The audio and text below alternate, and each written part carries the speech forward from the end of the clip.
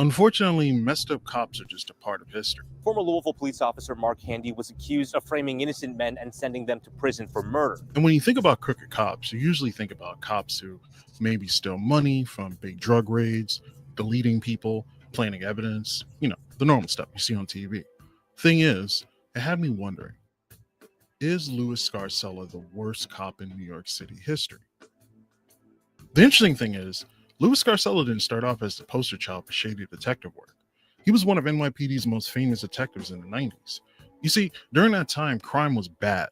You had gangs, mafias, serial killers. For example, in 1991, there were over 2,000 homicide victims. For comparison, in NYC in 2023, homicides were as low as 386.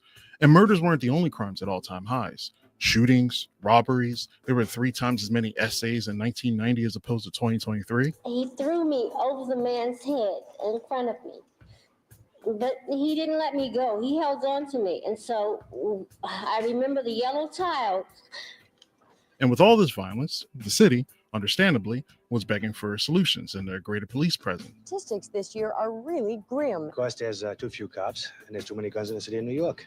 Our criminal justice system is probably at its weakest point it's ever been. There are a lot more guns on the street, and that's probably it. The gun laws, the courts, the way they're letting people out, it's just like that all the time. It's going to be a lot more killings, too. The city was on fire. Normal citizens were fed up, and you could see the table being set up for someone like Scarcella to step in. And he did. By 1987, Scarcella rose to the rank of detective and joined the Brooklyn North Homicide Squad. And it was during this time he became heralded as one of the best detectives in the city. According to Scarcella, he states, "I don't know how many homicides I caught. Some people say 140, some say 170, some say over 200. I really don't know how many." And it's true. Scarcella was prolific at closing cases, especially cases that went cold, like Rabbi Haskell Wurzburger, a Holocaust survivor that was murdered in a fumbled robbery. Weeks went by, and homicide detectives were at a loss. Add to the fact that there was a public outcry for justice, the pressure was mounting for the police to solve this case. And rightfully so. Wurzburger was a well-respected member of the Jewish community, but months had passed before it hit Scarcella's desk. Now, according to a GQ article by Sean Flynn, he states, Scarcella and his partner found 2 men who said they were accomplices, and they fingered a guy named David Ranta as the shooter. Now, this case was strange in every way possible. First, Dimitri Dirkman, the convicted R-word, didn't initially name Ranta. He pointed out a man named Alan Bloom. Bloom would then name Ranta, and so would Dirkman when the two were housed together in a cell. But an investigation found that the two were allowed to leave jail, smoke crack cocaine, and have intercourse with prostitutes in return for implicating Ranta. What? But it would get even weirder, because during the lineup, according to the National Registry for Exonerations, one of the witnesses only spoke Yiddish and required an interpreter. Initially said he didn't recognize anyone. The witness was then escorted to a nearby room with Detective Scarcella, a prosecutor, an interpreter. A tape recorder, which was recording the lineup conversation, was then turned off and then turned back on, as the witness said, in fact, he had identified the man in position 6, which was Ranta. As I was walking in from the back, somebody told me, "Oh, it's the guy with the long nose." One witness tells investigators a cop back then asked him to pick the guy with the big nose and only picked Ranta in court later because that's what he was told to do during the lineup.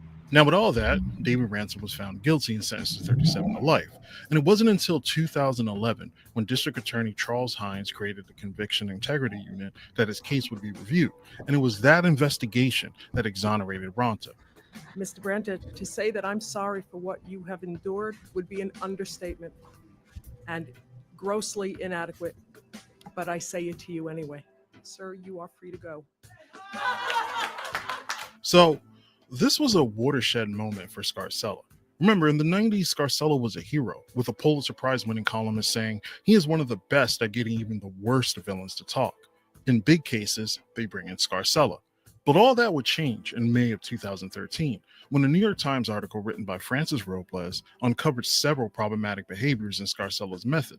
In her article, Robles found a strange similarity in the confessions Scarcella was receiving. In at least 4 more murder cases, suspects questioned by Mr. Scarcella began their confessions with either, "You got it right," or "I was there." And this was the case for Jabbar Washington, who in 1996 was convicted of murdering Ronald Ellis. According to Washington and his lawyer, Scarcella forcibly obtained his confessions, with the article stating, "The detective," he said, grabbed him by the neck and testicles, and forced him to sign his name to the document the detective wrote. That confession was the basis of the prosecution's case, since the survivors of the shooting couldn't identify Washington in court. But that didn't stop Scarcella from testifying to the fact that he had an eyewitness to the crime. Detective Scarcella lied on the witness stand about the sole eyewitness identifying Javar Washington. That eyewitness never identified Javar Washington as the person who committed the crime or the person who was there in the apartment that night. All she did was identify him correctly as somebody who had lived in the building. And it's true. During cross-examination, Washington's lawyer asked if the confession was important to the case. And Scarcella says, if he didn't get ID'd, it would have been. But he didn't get ID'd.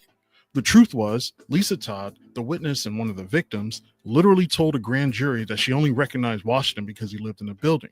And it wasn't just Scarcella. The prosecution in its closing arguments hammered the fact that there was an eyewitness, even though there wasn't one. And unfortunately for Javar Washington, he would have to serve 21 years in prison before having his conviction vacated in 2017. And it didn't stop there. Vanessa Gathers, Shabaka Shakur, Sean Williams. Vanessa Gathers was threatened with jail time if she didn't sign a confession, which, of course, then gave her jail time. Or Sean Williams, who the witness, Margaret Smith, says she was forced to name Williams as the murderer even though she didn't see the killers. Or the two actual eyewitnesses who said that the shooters were 5'2" and 5'6", and Williams was 6 feet tall. Smith even went into detail. She admitted that she falsely identified Williams, but said that she felt pressure to do what she believed the detectives wanted her to do. Smith also said she only identified Williams in a live lineup because she already seen his photograph. A photograph that Scarcella showed her when pressuring her to identify Williams. Smith Letty relocated to Georgia from Brooklyn to escape the officers' coercion, but they tracked her down and held her in custody as a material witness until she testified. But it doesn't end there, because a much different coincidence began occurring, starting with Alvina Jeanette, Robert Hill, and Daryl Austin. Now, these cases are confusing, but the one thing that didn't make sense was the fact that there was one main witness to 3 separate murders on 3 separate dates. And that witness was Teresa Gomez, a drug addict and prostitute. She told Scarcella that she saw Robert Hill murder a man named Donald Mann Bordes. And then about a week later, she then told Scarcella that she saw Robert Hill also murder a man named Bruce Siblings. And then later, magically, tell Scarcella that she witnessed Jeanette and Austin murder Ronnie Durant.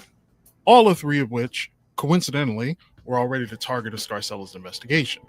So, the first trial was Robert Hill for the murder of Bruce Siblings, which Teresa Gomez was a supposed witness. Now, at that trial, Gomez had testified that she was hiding in the closet of a crack house and looked through the keyhole to see Hill put a pillow over Siblings' head and shoot him. But later, an investigator who had visited the scene of the shooting and testified that there was no keyhole in the door. Look how cops used to look. Look, there's no bulletproof vest, there's no flak jacket, there's no military jacket. The way cops used to dress was just, it was a uniform and a belt. There was a duty belt that you carried a gun on, but most cops looked like they didn't look too far off. If you took the hat, the badge, and the belt off, this guy could pop his collar and head over to the club. Of the closet where Gomez said she was hiding at the time Siblings was shot. Gomez also stated in Robert Hill's trial that she hadn't witnessed anything regarding the Mann Bordes murder. Which brings us to the Mann Bordes murder, in which somehow she was still the star witness, despite literally saying she didn't see anything. And then in the Jeanette and Austin trial, there were witnesses that affirmed that the two had nothing to do with the murders, but that information wasn't given to the defense. Now, fortunately, the 3 would have their convictions vacated. Unfortunately, Daryl Austin would die in prison, with Jeanette saying, "The last time I saw my brother was in sentencing, the next time I seen him was in a casket." And it wasn't just this case. Teresa Gomez would go on to actually be a star witness in a total of 6 different murder cases for Scarcella. But the case that changed everything was Derek Hamilton. See, Hamilton was convicted in 1991 for the murder of Nathaniel Cash in his apartment building in Brooklyn, New York. The key witness in that case, Jules Smith, Cash's girlfriend, told Detective Frank DeLuisa that she had bailed Cash out of jail on January 3rd and spent time with him at his apartment before going to the store. When she returned, he was lying on the ground after being shot. But later she changed her statement when talking to Detective Scarcella to implicating Hamilton. So the question is why? Why the change? Well, according to the registry, Smith said that Detective Scarcella told her that if she did not accuse Hamilton, she would be charged with the crime herself. They brought a witness in by the name of Jules Smith, who said that she was present at the murder when her boyfriend was killed, that I was a gunman, I had a gun in my hand, and I shot this individual several times with this gun. Wow. And he was innocent. You guys see this channel just came out 2 weeks ago, Infamy TV. I know it's a mix of AI, artificial intelligence, voice, and some storytelling, but I thought it was a pretty interesting story. If you guys, the guy's only got 5 subscribers, or the the Romanian bot or whoever it is. But I only wanted to show you guys this so you could take a look at the archive footage of NYPD before they were just a giant, horrible gang, a militarized, horrible gang. But her original statement to the police said she wasn't there, that she never saw this crime. She was around the corner at a store. When she came back, her boyfriend was dead. The jury never heard that statement. But before sentencing, Smith would later recant, saying she only implicated Hamilton after Scarcella told her she would be charged with the murder if she didn't change her account. And to Hamilton's credit, he wouldn't take this lying down. While in prison, he began to study law, helping other inmates with appeals while working on his own. And at that point, I began a crusade, because when I was in prison, there were several guys. We built something called an Actual Innocence team. Guys who I was working in the law library, so I would read guys' case and check them out. But it was during his parole that he would be connected with Frances Robles. Now, Robles would go on to talk about presenting the story to her editor and being asked what connects these cases. Because even though Hamilton knew the victims, he didn't know all the details. And that is right there. I'll let you guys pop over there if you want to watch the rest of that. Good evening, everybody. What is going on? Welcome to another rendition of Delete Laws. Thank you for tuning in. I know it's a little bit late, but, I'm just kind of feeling some type of way. It's like I worked so hard, so long building up, and then to watch them put a Twitter file over the top of our account where, it's just such a strange thing to see happen. So, but I thought I would just, while we still have this channel, we'd watch a few videos together. If you've never seen a video on what to do when you're pulled over, this video is Jenna. This video is absolutely, who's here? Plead the Fifth. What's up, my brother? Good to see you. Jason, what is going on? Team DLZ. Rising Tides Outreach. What's up over there, Lou? Adam Claus, good to see you. Jenna Weeks. We are growing on X. You guys get over here and help us grow on X. I'm on X. Nabil is on X. Right on. We don't stop. We don't stop. We don't stop. I'll drop the link for the X account right here so you guys can join us on X. There it is right there. Now, this video here, this is about what to do if you get pulled over by the police. The step-by-step instructions you're supposed to do. What to do during a traffic stop. Pull out your trifold. When an officer observes a violation, they may wait before stopping the violator. During this time, the officer is communicating with the dispatcher to check the registration on the vehicle to ensure the vehicle is not stolen. Officers are trained to plan where the traffic stop will occur, such They're trained to plan where the traffic stop will occur, but a lot of us don't want to pull over where they want us to pull over, so we don't. is a safe, well-lit area. When an officer is attempting to pull you over, they will turn on their blue lights and possibly their siren. When it is safe to do so, pull to the right-hand shoulder or other area out of traffic, such as a driveway or parking lot. Place your vehicle in park, stay in your car, and place your hands on the steering wheel. If you do not recognize the car stopping you as a police car, turn on your hazard lights, continue to a well-lit area, and call 911 to see if an officer is attempting to stop you. The officer So is she acting right here? Is this an acting job? She got paid to do this video. area and call 911. So are these, is she showing right here what we all go through when we get pulled over? 911 to see if an officer is attempting to stop you. Look at her hands locked out on her steering wheel. She's afraid. The officer may approach your car on the driver's side or the passenger side. Such a staged, the whole thing is so ridiculous. If necessary, to stay out of traffic. Good morning, ma'am. Good morning. Boy, and he comes in Just like a creeper. Can you do me a favor? Put it in the comment section. Creeper. Watch this guy. If necessary, to stay out of traffic. Look at him. Watch this guy over here sneak in. Good morning, ma'am. Just like a creepy crawler in the night. Good morning. My name is Officer Zuniga, Hellos for suckers. Bowling Green Police. The reason I stopped you is because you ran a stop sign on Main Street. Do you have any valid reason for running the stop sign? I'm sorry, officer. I was in a hurry. Oh, they teach you. They teach you to confess. Confess right away. Thanks, Lou. Confess right away. I'm sorry, officer. I was in a hurry. And Tony is filling in for Chevy. Big. Right on. Right on. Immediately, you should confess to the cop that you're sorry for what you did and that you were in a hurry. The officer may approach your car on the driver's side or the passenger side if necessary to stay out of traffic. Good morning, ma'am. Good morning. My name is Officer Zuniga, Bowling Green Police. The reason I stopped you is because you ran a stop sign on Main Street. Do you have any valid reason for running the stop sign? Now, right here, you should immediately do what? Invoke your Fifth Amendment right, use your trifold, give them the license, registration, proof of insurance, and stop talking. What is she going to do, though, with the Bowling Green Police training video? I'm sorry, officer. I was in a hurry. Okay. Ma'am, do you have your license and proof of insurance? If you need to reach for your documents out of the officer's view, such as into a closed console or glove box, tell the officer before reaching for the document. You should not reach for items under your seat or in concealed areas of your vehicle. You don't, because your documentation is in a rubber band right above your visor. I do. My driver's license is in my purse. My proof of insurance is in the glove compartment. Can I reach out to get those? Yes, ma'am. Okay. I mean, it sounded like here, like she was reciting lines. Under your seat or in concealed areas of your vehicle. Now, listen to this cardboard cookie cutout of nonsense here.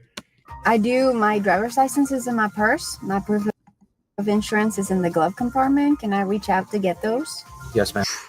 That's the whole point. Why don't you have everything up in the visor with the rubber band? Why don't you have your proof of insurance, your registration? I have all this stuff here. You can't imagine how much stuff I have here as I'm building out Constitutional Law Scholar. I'm absolutely slammed.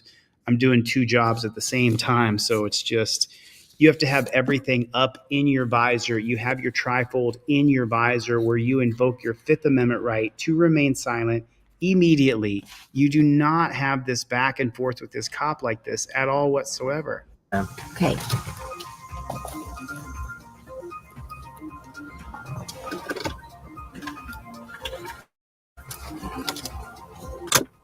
Here you go, sir.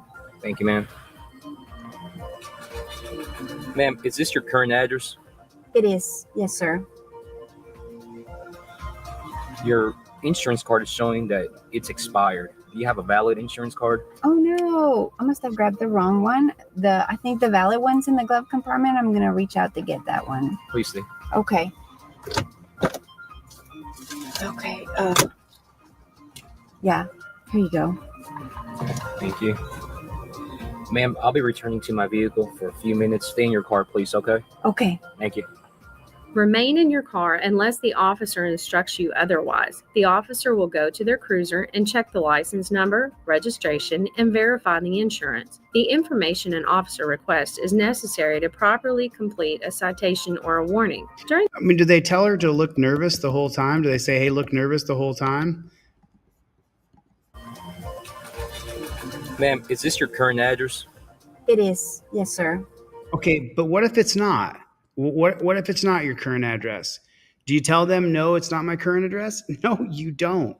I almost feel bad because I put these broccoli wad rubber bands in your envelope for every person who orders a trifold. The ones I give out for free, I just put these in an envelope and I spend the $1 to ship it out. You have to get your own rubber band. But watching this, I almost feel bad not giving those people, because the UPS machines will eat the rubber band if I put the rubber band in there. It's not a priority envelope. So what if your address is not, what if you no longer live at 123 Main Street? Then you tell him no. Well, then he's going to say, well, how long have you not lived at that address? And then you say, oh, 6 months. He says, you only have 3 months. Now he can ticket you. He can arrest you. Any infraction of the law is arrestable. You invoke your Fifth Amendment right away. You don't skip a beat. And then you don't answer any questions at all whatsoever. Listening to this is like torture. Your insurance card is showing that it's expired. Do you have a valid insurance card? Oh no, I must have grabbed the wrong one. I think the valid one's in the glove compartment. I'm gonna reach out to get that one. Please do. Okay. Okay. Yeah, here you go. Thank you. Ma'am, I'll be returning to my vehicle for a few minutes. Stay in your car, please, okay? Okay. Thank you. Remain in your car unless the officer instructs you otherwise. And that's how nice and calm and respectful the cop is. It even says respect on his badge, but they don't respect us at all. Officer will go to their cruiser and check the license number, registration, and verify the insurance. The information an officer requests is necessary to properly complete a citation or a warning. During the traffic stop, the officer is trained to be observant for signs of criminal behaviors. The officer... No, that is just such a line of shit. He's trained to look for whatever they tell them is criminal suspicion. Looking them in the eyes for too long is criminal suspicion. Not looking them in the eyes is criminal suspicion. Moving your hands when you talk a lot, that is erratic behavior and criminally suspicious. Sitting dead calm and talking to the cop calmly, that is suspicious. You should be moving your hands more. There's nothing you can say. They're trained to believe that no matter what, you're guilty of doing something. You are guilty of doing something. Jeff Vacone is over on X. Thanks for joining on X, dude. I know it just sucks. I want you guys to be ready for the day that this channel doesn't exist on YouTube anymore. I want to get people used to being on X, because internally you guys don't see what's going on, but the YouTube is doing some really strange things, and there's nothing I can do about it. So they're beyond suing. You can't sue YouTube because YouTube owns all the judges in the Ninth Circuit in San Francisco, where you have to sue them. So it's Nabil from X said, I think one thing police can do, since more and more people get put in cuffs each year, is make sure they can minimize the trauma they cause when they must follow proper procedures. Yeah, it's just so unbelievable. I don't think so, Ken. I don't think that they will block us just yet. I don't think so. In a while, maybe. Can have you or any of your passengers step out of your vehicle at any point during the traffic stop. The officer is trained to be observant for signs of criminal behaviors. The officer can have you or any of your passengers step out of your vehicle at any point during the traffic stop. Ma'am, here's your license and your insurance. Thank you. You have been issued a citation for running the stop sign. Your options are for either prepaid. Who made this video? City of Bowling Green, Kentucky made this video. They turned the comment off. 75,000 views. Or a court date, which are explained to you in the information sheet.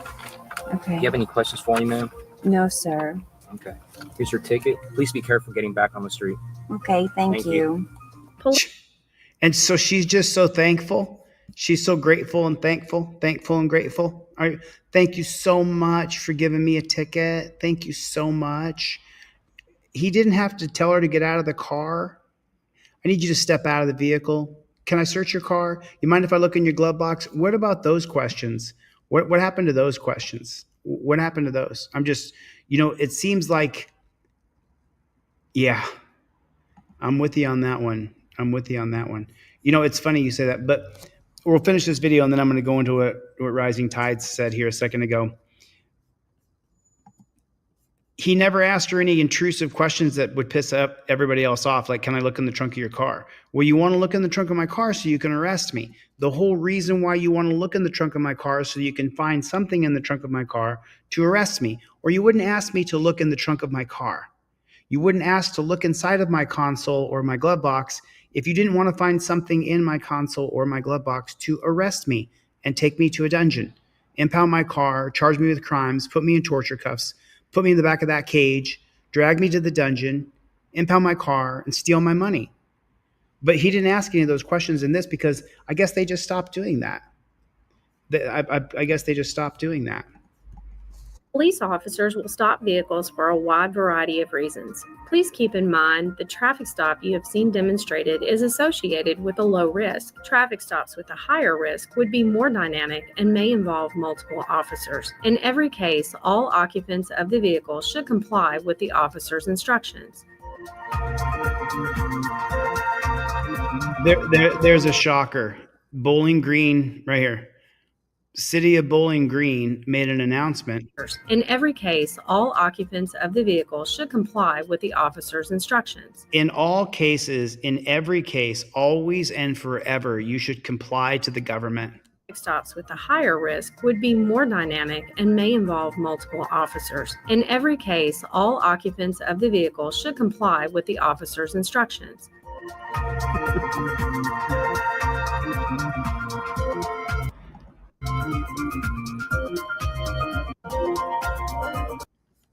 The narrator got her name in there in the end. Melanie Watts got her name in the end. Good job, Melanie.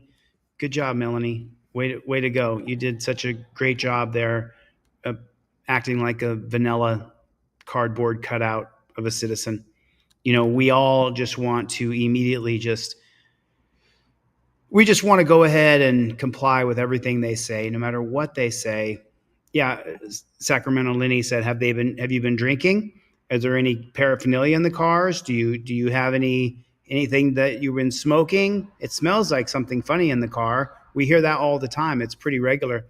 I saw this picture. I took a screenshot of this. It's kind of political, so you guys can whatever. But it said on the screenshot, the heck was that? It said on the screenshot that the Democrats won the election.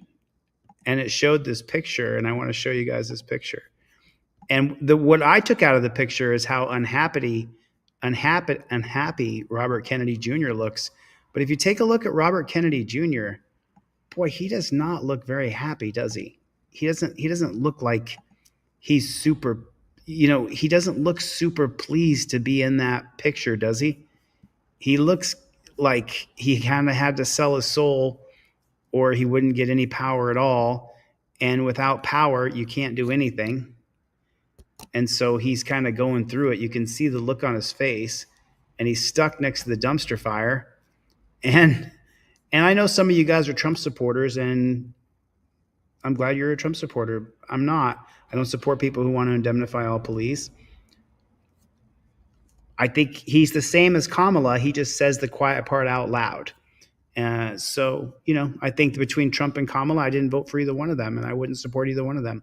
So you guys are welcome to it. But I'm talking about Robert Kennedy Jr. here, who I did want to support, and he looks completely unhappy. He looks absolutely miserable. I don't think I've ever seen anybody look as unhappy as this guy. Look how unhappy he looks. Didn't you guys see yesterday the picture of the McDonald's where they posed? I haven't had a Mongoose is a big Trump supporter. You're welcome to spread your Trump support all you want, Mongoose. I don't support Trump, but you're welcome to. Our beef is cops. Our beef and the Trump dumpsters wants to indemnify all police. So it's tough for me to want to support that guy. It's really tough for me to want to support that guy when he says he wants to indemnify all police. That's hard for me to do. I saw this video though on End of Freedom. And I watched a couple minutes of this and I thought, man, we should watch a few minutes of this because I watched the first couple of minutes. Then I thought, I should just watch this with the team here and we should get into it a little bit. Let me get that off the screen. A lot of spray tans in that picture.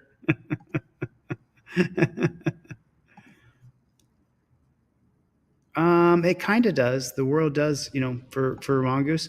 Yeah, our world. Mongoose, I know that you voted for Trump. I don't support Trump. I don't like Trump. You know that. I've said that. I've never made shy about it, But the world doesn't run around cop issues. I think you're going to find that out, Mongoose. I think you're going to find out. I think when there's SWAT team raids in every neighborhood trying to get that illegal immigrant, when he's tried to give police, when he pulls back all of the federal decrees from the Phoenix Police Department, from the Louisville Police Department, from the Florida Police Department, there's all kinds of federal decrees on different police departments around the country. And when he pulls those away and says, we don't need a federal decree on the cops anymore, I think you're going to find out that our whole world is based on policing. And that's the reason why I've chosen this issue, because it chose me. I got railroaded by this system. And, it is what it is. But I think that you're going to find out, Mongoose, that it's a real problem. It's a real problem. Police and having no control over police and them being their own autonomous agency, I think we're going to find that's a real big problem. As Trump tries to indemnify them and more people go against cops, I think we could head into a very dark time. And I hope that we don't. Right? Huh? Part of my investigation. You fell into ID? You're not part of my investigation. You better ID. These guys probably pull you over for a license plate, right? Huh? You pull us over for a license plate light? I never put you over for a license. No, but would you pull somebody over for that? It depends. I wonder, it depends on what. Not in this car you won't, Mario. Not in that car you won't? Not in this car. No, why not? This one doesn't have a license plate on. Does it have a license plate on?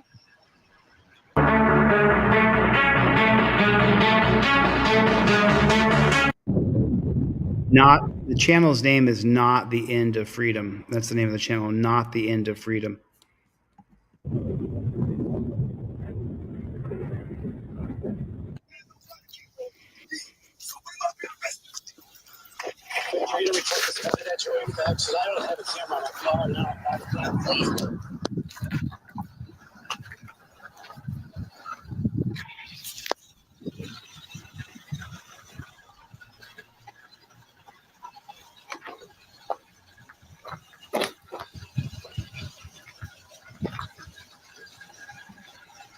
What's up? What's up? Who's there? What's up? I don't see you. Who's there?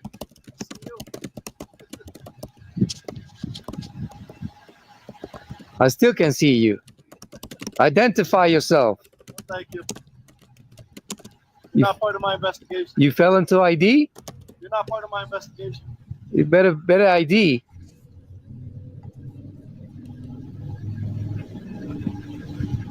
You're not working with the program, man. You wanna be like 162? Be famous?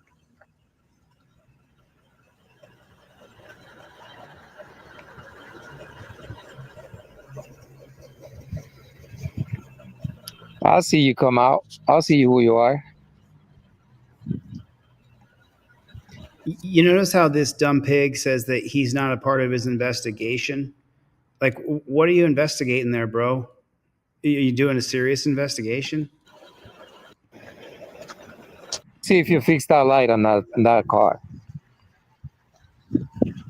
Ha! Ha, ha, ha. Why you don't have a light on your license plate? The old license plate light that they created as a law. Hey, Mr. Officer. You don't have a license plate light. And I already went with you guys about that. You were supposed to park that car. And you still driving it with no license plate light? What if I do that? Oh my God. What happened?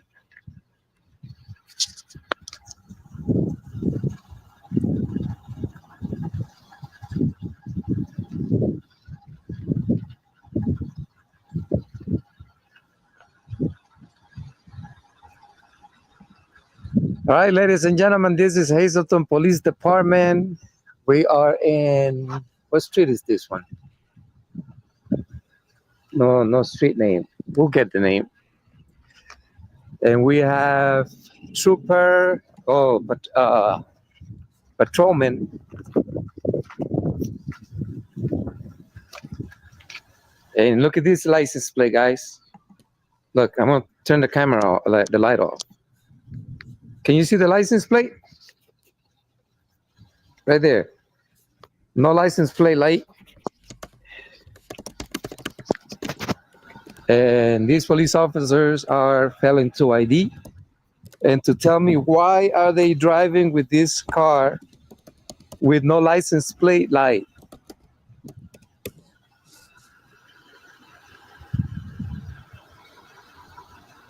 There's two officers here. No one wants to talk. Is there a reason why you guys don't want to talk? You doing something? Will you talk to me about the license plate light? You have nothing to say? Driving a car with a... Oh, there you are. I can see you now.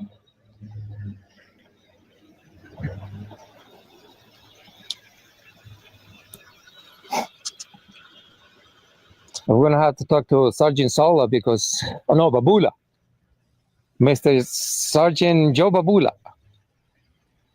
He told me that he was gonna park this car to get it fixed. And I see in the police department parking lot, they have about, how many, 10 cars? But yeah, these guys, I don't know, man. What if I do it? What if I drive a car with no license plate light on? Exactly. Wonder what they do. They probably give me a ticket.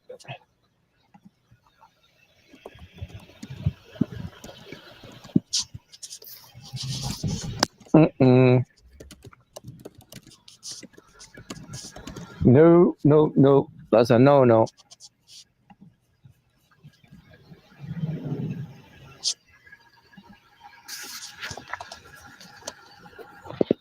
It's starting to get cold in here. Let me see if I can find my thing so I can be more comfortable. I'm gonna keep an eye on these guys because, as you guys can see, they don't have a license plate light. So I found something here. We're at 6 minutes and 18 seconds. I found something here. This is from DriveCarpedia. When did license plate lights become mandatory? In the United States, license plate lights first became mandatory in the late 1940s as laws were passed requiring them in various states. By the mid-1950s, most states had legislation in place to light up tags from behind so they could be clearly seen at all hours. Improving traffic law enforcement. Oh, that's all we need is to improve traffic law enforcement and safety for all drivers on the road at night. How does you having a license plate light make it safer for all the drivers on the road at night because your license plate light is illuminated?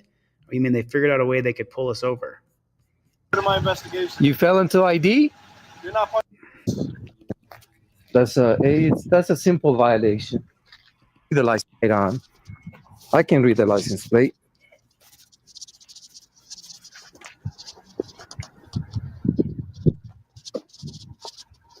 Okay, no light.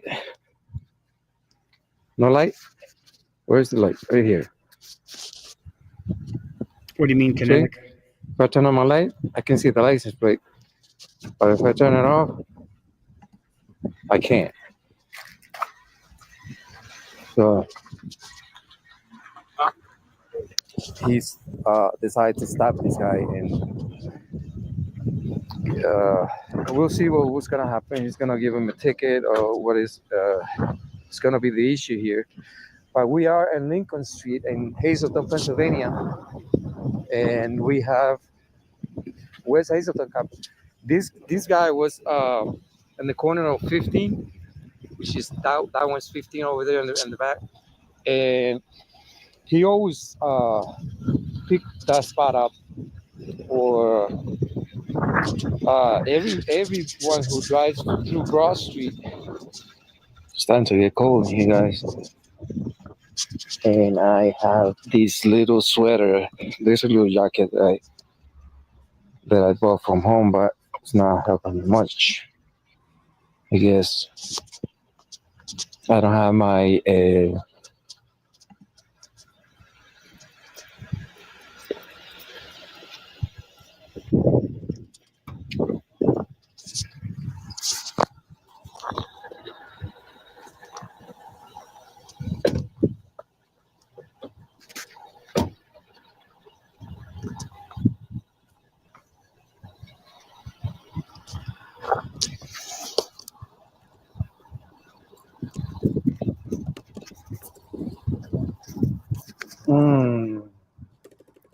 there another car coming over here? No. Maybe not.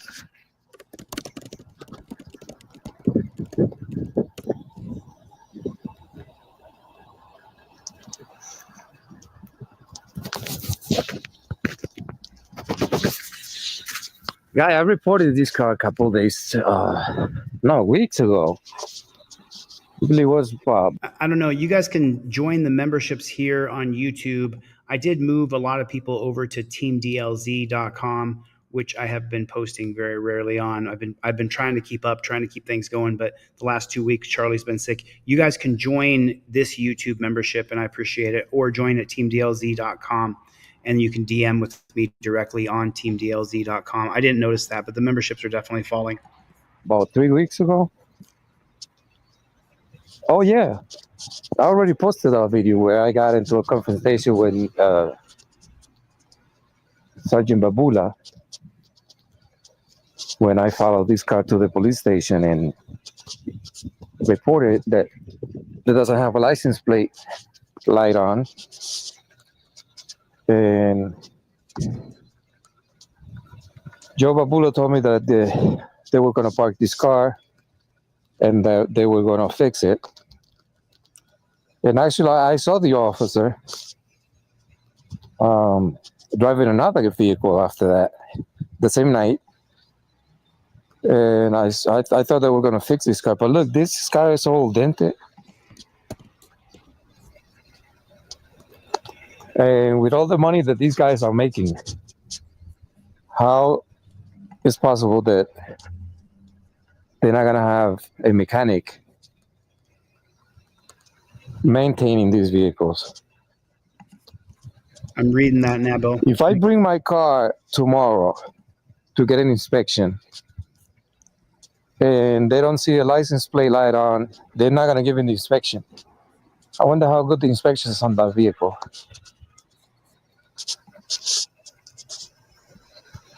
But yeah, they want to give you trespass from recording.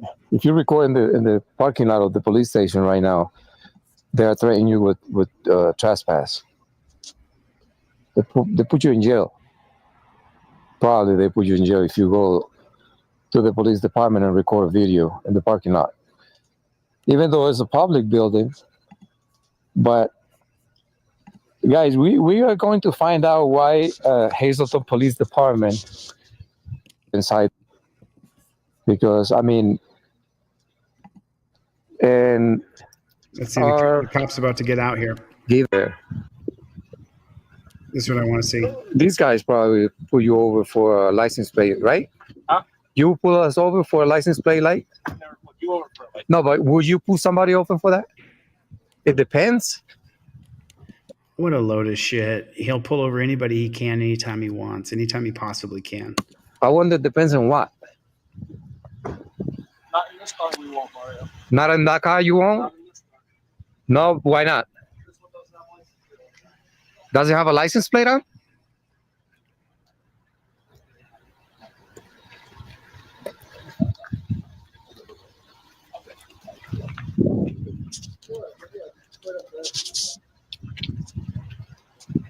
All right, these officers telling me that they won't get they won't be. So it says that they sent an official notice in the mail. Official notice.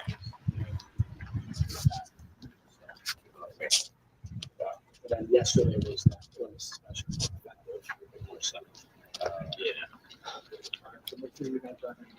And that's not the payment.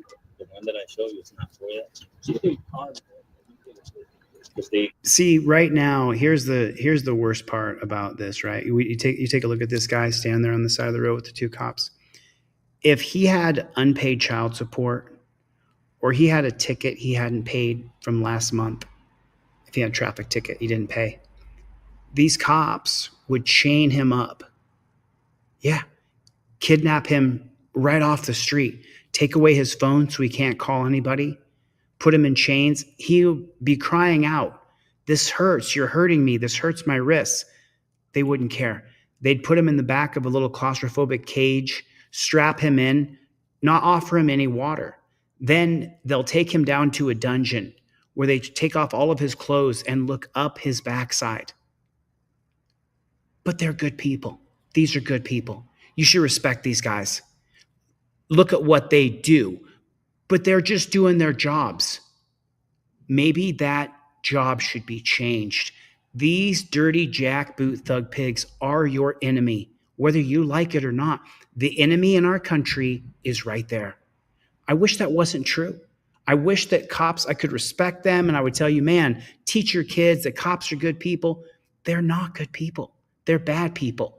When you agree to the policies, procedures, and protocols that these dirty, disgusting demons do to us, it makes them bad people.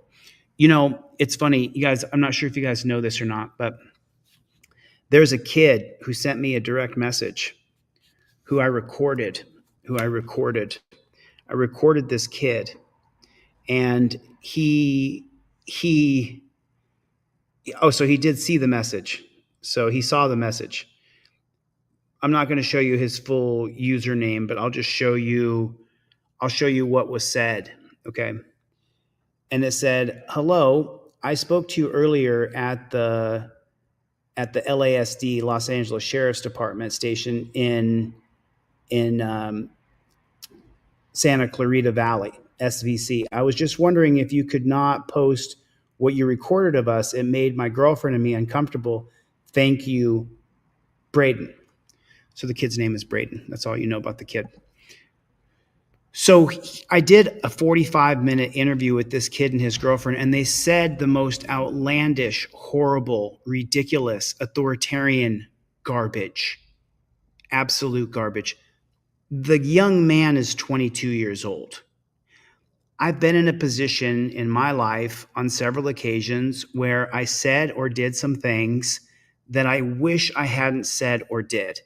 And I had wished that the person who I said or did them with wouldn't run around and repeat them or make me look bad, but that never happened for me. Every time I've ever stepped out of line or said anything or did anything, whack, I get hammered. It's been that way my whole life. So this kid, Braden, is 22 years old and he wants to become a cop. And he said the most ridiculous, stupid shit to me, like justifiable consequences are torture cuffs. So then I wrote him back, and I wrote him back today because I hadn't seen this message. He wrote this 2 weeks ago. And I said, "Braden, the only reason I'm not posting that video is because it will be the video about you. Should you get into the police academy, the video is all the recruiters and the cops of your fellow demons at the academy will talk about. That's the reason why I didn't post the video. Because I'm 50 years old, I don't want the ridiculously stupid things that you said and your girlfriend said to me to ruin your career," as he joins to be a demon. "Maybe you'll be a good person. It's impossible to join the Death Star and wonder why you do evil. I'll keep the video for after you pop up on the news. You're joining evil. Soon you will join them in doing evil to people. But it won't be me who puts the roadblock in your life. That's not what I'm going to do to another person. It was truly disappointing to hear your perspective of rightful consequences." He said that torture cuffs are rightful consequences. "Let me know when you put those torture cuffs on behind your back real tight and then you sit on your wrist for an hour. Let me know, bro. But I'm not going to be the guy that ruins your life. You can do that on your own." And he saw that 3 hours ago. I sent that at 4:45 p.m. today, 4:55 p.m. So Braden, I'm not going to air your video, but you got a real perspective, dude.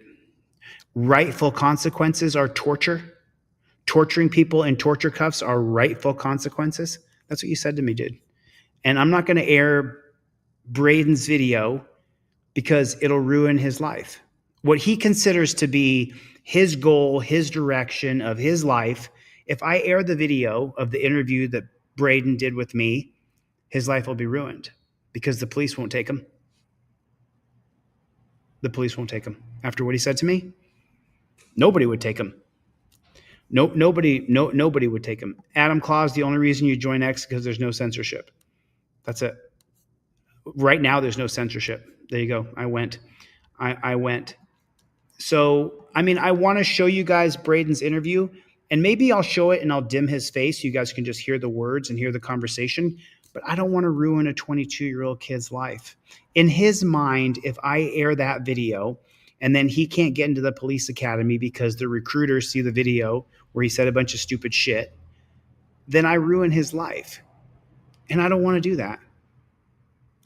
The video would be great. A lot of people would think this is a great video. This is really interesting to hear the perspective of someone who wants to become a cop, how he believes that torture cuffs are rightful consequences. No, they're torture. Torture cuffs are always torture. Torture cuffs are always torture, Braden. Always. They're always torture. And so, but I'm not going to air his video because if the police academy sees it, they may deny him entrance. And then for me to get a video, for me to get some content, don't get me wrong, the content's compelling because the kid is so lost in his own delusional, alternative world of reality that people are bad and need to be put in torture cuffs. And his crazy girlfriend,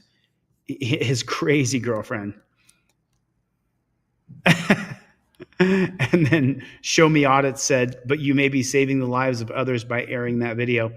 Look, if Braden pops up on the news, I'll air his video. But I'm going to stay in touch with him and I'm going to see if he gets through. He's not going to want to talk to me.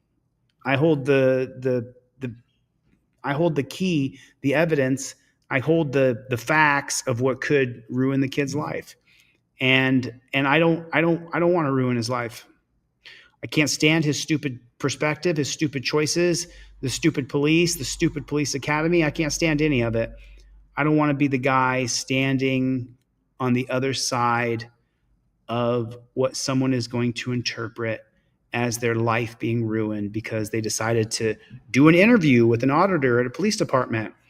It will fuck this kid's life up if I do. It's in my studio. It's sitting in studio. I told the editors not to air it. It's just sitting there, but I just can't. Yeah. Is that what you were trying to say, Miss Stewart? Do not air the video. Sorry for the typos. Yeah, it would hurt this kid. It would, the kid writing me, it would hurt him. Would hurt. And as far as he knows, being 20, 22 years old like that, if he was denied entrance into the police academy, then he would constantly beat himself up for talking out loud with anybody in any sort of honest fashion. And then he would hate me forever. I'm the guy that did this to him. And it would mess up his whole life. Bo Carlson, nice to see you. There it is right there. Freeman Keys got it right. Save the video for when he's in the news violating people's rights. And I'll say, look, I met him when he was 22 and he said this crazy ass shit to me, which is that torture cuffs. He also said some good stuff. He said he wasn't going to detain people for suspicion. And I said, you haven't joined the academy yet. You haven't joined the academy yet. Join the academy for just a little while and you'll find out.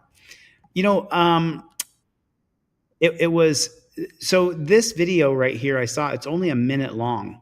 This video is only a minute long, but this is, you know, it's funny because you do things in life and you just, you know, as soon as you do them and you accomplish them, you just check them off and you're like, okay, I got that, right? This video right here shows the importance of having the cop cards in your wallet, shows the importance of following the trifold and staying dedicated to the procedure, protocol, and policy that when you talk to cops, you invoke your Fifth Amendment right. You don't say, I don't answer questions. You say, I invoke my Fifth Amendment right to remain silent. And this video is prime for this. So you actually going to understand.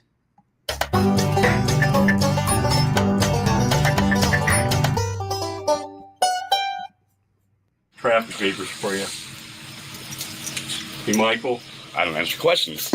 You don't say that. You say, I invoke my Fifth Amendment right to remain silent. That's what you say. You don't say, I don't answer questions. Well, look at that.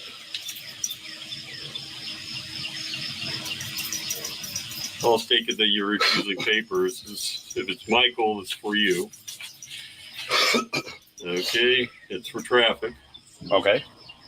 Well, if you're not going to answer questions, I'll take it as a refusal. Send it back to the courthouse. Thank you. Perfect.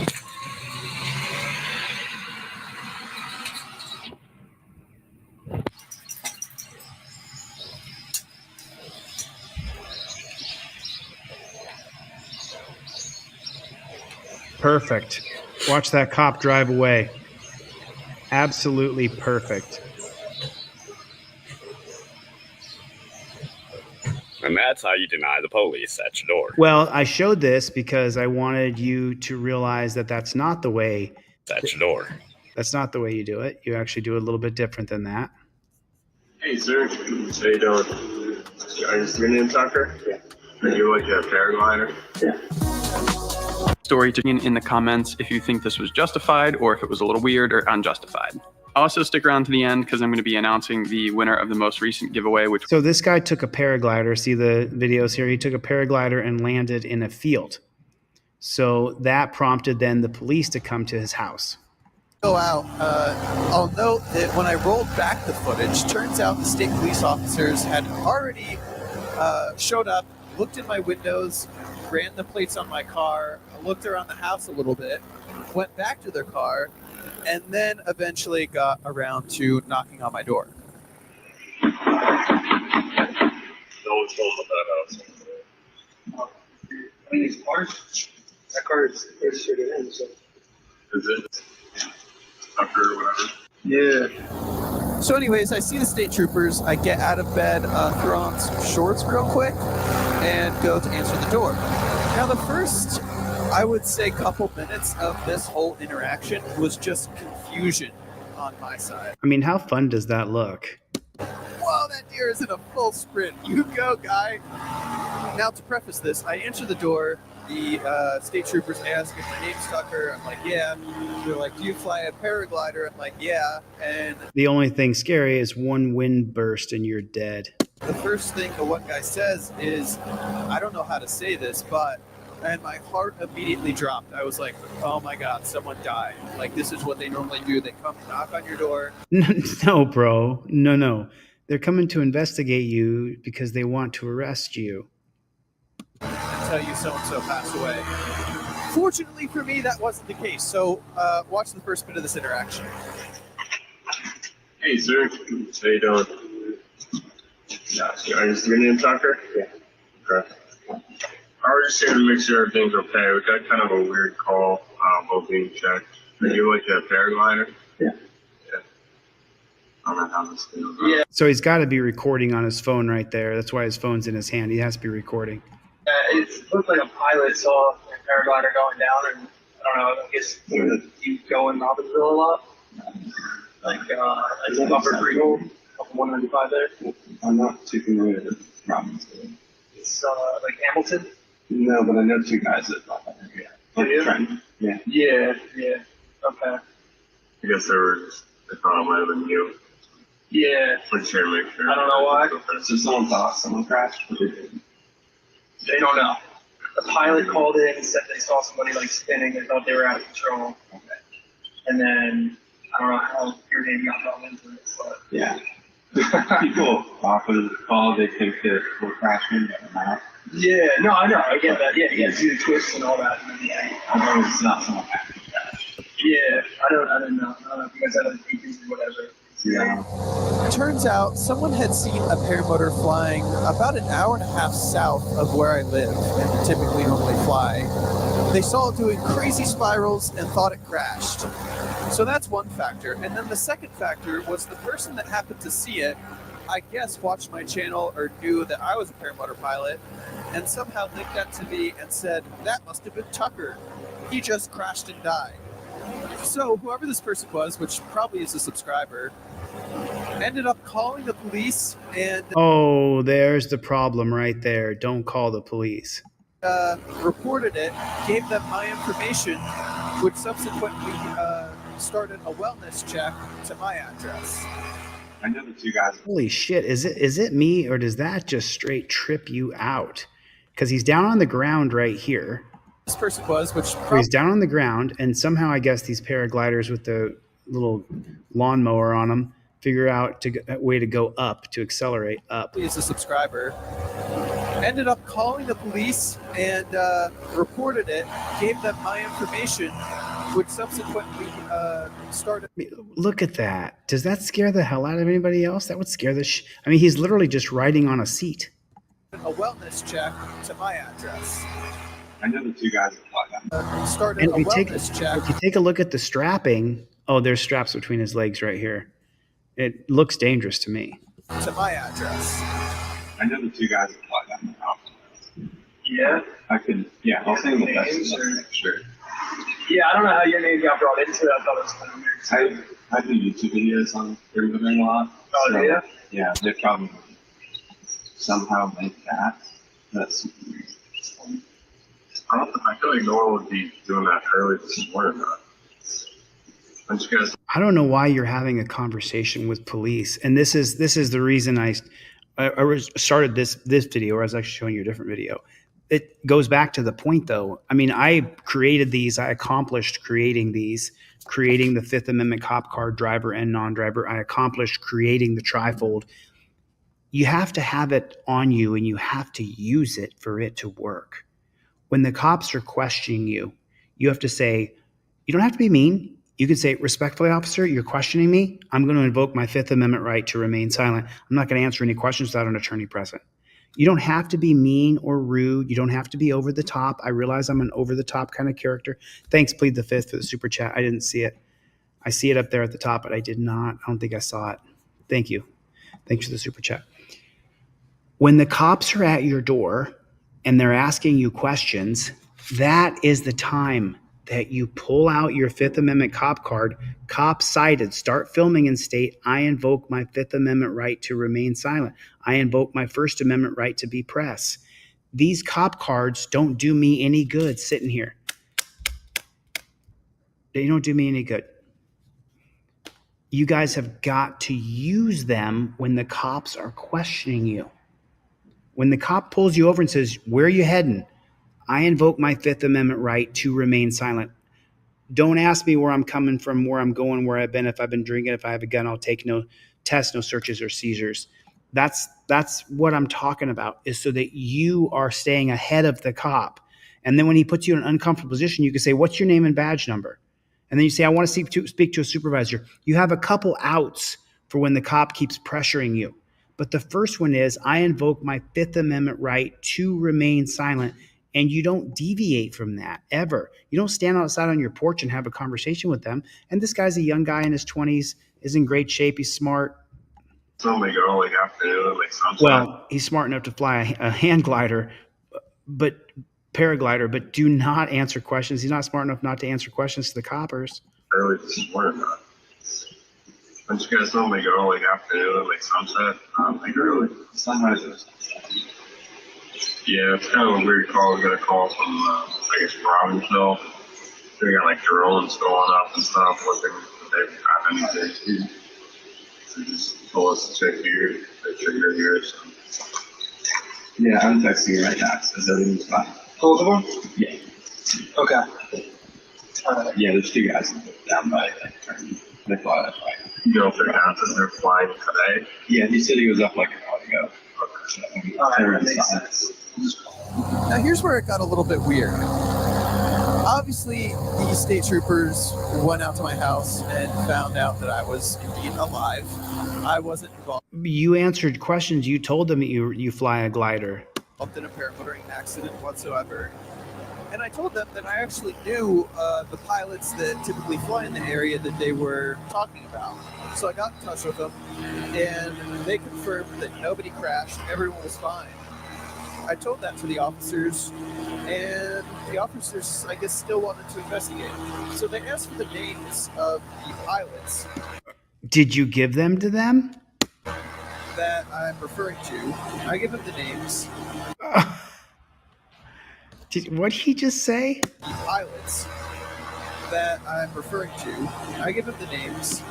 Okay, do me a favor, all right? Just jot this down. Favors for Chile. Okay, the cops come to you and they say, "Do you know who that guy was that wears the We Don't Stop T-shirt and the black headphones?" You tell them, "No, I'm not going to give you his name. I know who he is, but I'm not going to give you his name." Why would you give the cops the names and the contact information of people that they're investigating? Nothing is done for your safety. Nothing. Everything is done to imprison you, to lock you in a dungeon, to put you in torture cuffs, to get you in front of a judge who will then convict you. You're not going to get a fair trial. You're not going to get a fair shake in court. That's not going to happen. And anybody giving the cops your information, you have to consider whether or not you consider that person your friend. If you have my contact information and you give it to police, you're not my friend anymore. I don't want the police having my contact information. What kind of bozo clown world are we living in? He literally says it without even hesitating. Of the pilots that I'm referring to, I give them the names, and they wanted to follow up. All right, well, sorry to bother you. Hey, sorry to wake you up. Totally cool. That's super weird. Sorry, like you guys are running around trying to figure it out. Yeah. Yeah. All right. Thank you. Appreciate you guys. So after we said our farewells, they went away with the names of the pilots. I guess looked through their database, found the phone numbers, and gave my man Josh McGee, who was the culprit of this incident, a phone call. They call up my man Josh McGee, and they're like, "Hey, someone called. Apparently a paramotor crashed. We got your information. Are you okay?" And he says, "Yeah, I'm totally fine." So that's double confirmation, one from me, one from Josh on the phone. But yet they went another level. Look at that house that's got the white trash pool. "We got your information. Are you okay?" And he says, "Yeah, I'm totally fine." So that's There's the house back there with the white trash pool around it. See that? Got all that land. They got a white trash pool. That's amazing. We had those my whole life growing up. We had all kinds of white trash pools. That is a white trash pool, isn't it? Or wait, or is that a fence around a real pool? Ah, it's a fence around a real pool. I guess I'm the only one who had a white trash pool. Gosh, I feel so alone. It's double confirmation, one from me, one from Josh on the phone. But yet they went another level just to make sure Josh was okay. And they called out the local police, which showed up at Josh's place of work and spoke to him face to face to ensure that he was actually alive. Wow. I love this his whole shtick. I mean, I love it. Like, these are such cool shots, and you get to see him flying around, and, you know, there's some loop-de-loop stuff here that looks like it's pretty dangerous, stuff I probably wouldn't do at my middle-aged age here. But this looks like it's pretty cool stuff. This guy looks like he lives a pretty fun life. I don't know. I don't know how long you're going to live a life like that as you fly around in the air. I don't know how much longer you're going to live, but I guess you would say maybe living in a delusional fantasy world, thinking that the police are your friend. Let me turn this up here. Here, this last one was an ozone kiting wing called a Roadrunner, a harness, and a copy of the PPG Bible. And the official winner is Dana. So he's giving away his merch and stuff. Congratulations, bro. You got a cool channel. You know, the delusion. So I think that the big tell in this, here's the big tell. Someone called. Listen to this. Apparently a paramotor crashed. We got your information. Are you okay? And he says, "Yeah, I'm totally fine." So that's double confirmation, one from me, one from Josh on the phone. But yet they went. Okay, so they confirmed there was no crash. So what are they really doing then? If they've confirmed on the phone, if the state troopers, wherever he is, have confirmed that it wasn't him and he's not hurt, and they confirmed the other guy wasn't hurt, so what do they do? Are they doing this to make sure you're okay, or are they doing this to let you know that the local law authorities are now on to you? Another level just to make sure Josh was okay. There's the delusion I'm talking about with this amazing young man. Listen to the delusion he has. phone. But yet they went another level just to make sure Josh was okay. They didn't go another level to make sure Josh was okay. They went another level. They went another level to make sure that Josh knew he had the cops over the top of him. I know I'm not old. I just turned 50. I don't feel old at all. I'm at an age now though where broken bones take a little longer to heal, where injuries take longer to get over, you know? It's and I also will make less risky moves. So but listen to this again. On the phone. But yet they went another level just to make sure Josh was okay. They didn't go another level just to make sure Josh was okay. They went another level to let Josh know that the local police now knew who he was, had his address, charged him with the crime. And they called out the local police, which showed up at Josh's place of work and spoke to him face to face to ensure that he was actually alive. They didn't do it to make sure he was actually alive.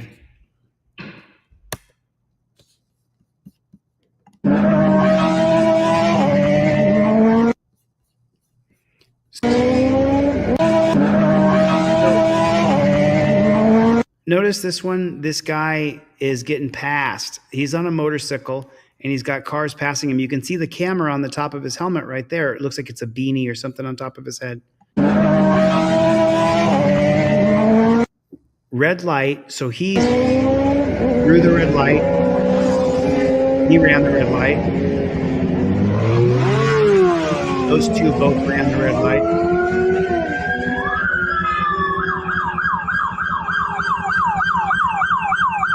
Screw me in the anus, this hair. I didn't do. I'm the only one who stopped. Okay.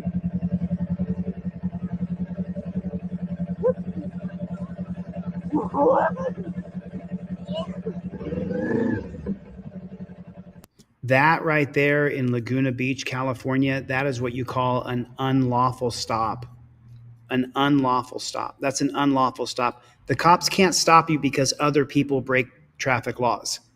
That's an unlawful stop. At that point, I would not present my ID and I would go to jail so that I have damages to sue the cops. Because if you give them your ID and then they just have this back and forth with you and then you sue them and it's a wrongful stop, it'll be a declaratory judgment. Whereas if you say, F you, I'm not giving you my ID, this is an illegal stop, they're going to take you to jail, they're going to impound your bike, but now you have damages. I'd be willing to go to jail over this one because there's no way in hell I'd give that cop my ID after I'm sitting at a stoplight. Everybody runs the light and he pulls me over because other people ran a stoplight. That's complete and utter dog shit. 62, huh, Lou? Nice job, man. It is strange. I think we did a $6 membership, Mana, on teamdlz.com. There's a $6 membership. $6, $6 membership. So, and is anybody in here younger than I am? Are we all Gen X and Boomer? Go ahead. If you guys feel comfortable, put your age real quick in the chat. Let's see. Milena, how you doing, hon? Nice to see you. What's going on, Hector? How are you? 4 bikes ran the light. 64 soon, unisex. Happy birthday. Happy birthday. Happy birthday. 39. Mana's the youngest one so far. Leah's 61. Roger is 56. Bo is born in 71, so I'm 50. That's going to make you 53. Show Me Audits is 51. Jennifer Hill is 40. Small Miracle Garagers, AARP, the tribe. Oklahoma Cop Watch is 31 years old. Just a young man, Oklahoma Cop Watch. Gen X, I'm a Gen Xer as well. But remember, Gen X starts, I believe, in 1965. Is it 65? Is it 1965 till 1980 is Gen X? I cannot remember. 28 is Peter. Steven, 78, crushing it, bro. Mr. Mawkins is 61. Thanks for your support, Mongoose. No, listen, I'll be honest with you. YouTube has just demonetized all of my videos.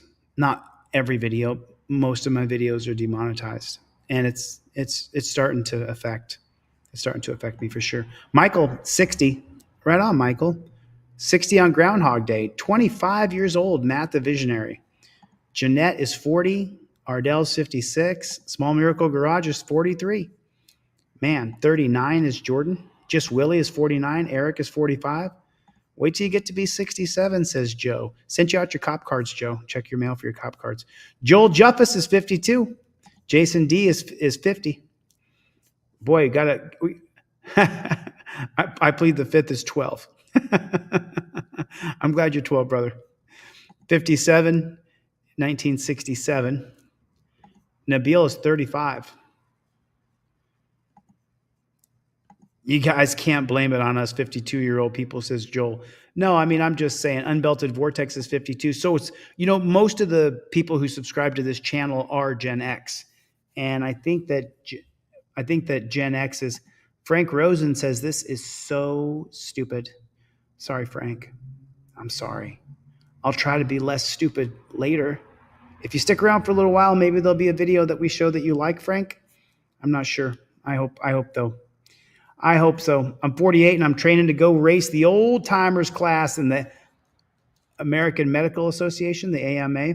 Chris Beaumont is 1970. See, Frank, there's like a crew of people here that have been here for a really long time. A lot of these guys know each other, communicate with each other. If you want, you can join Team DLZ, Frank, teamdlz.com. It's like $6 a month or $12 a month. It supports what I'm doing. I'm actually building a board game on a wall right now. No one has seen it except for the people on Team DLZ. I'm just building it right now. And so it's just like a club of people. We all kind of rely on one another because we've all been abused by the police. We have sons or daughters, or we have kids or nephews or nieces or grandparents who've been abused by the police. So it's a pretty good club of people here. It's a pretty good club of people. Michael said, I love being so stupid. Jennifer's 1983. 1957, you are a boomer, my friend. Joe W., you are a boomer. No, we're a gang. We are a gang. What we do is we take our trifolds, we roll them up and eat.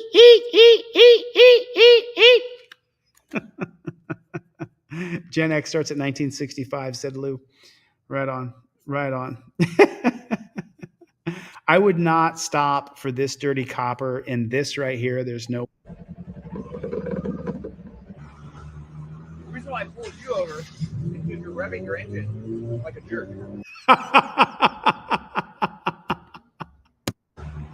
reason why I pulled you over is because you're revving your engine like a jerk. That's why. Because you're revving your engine.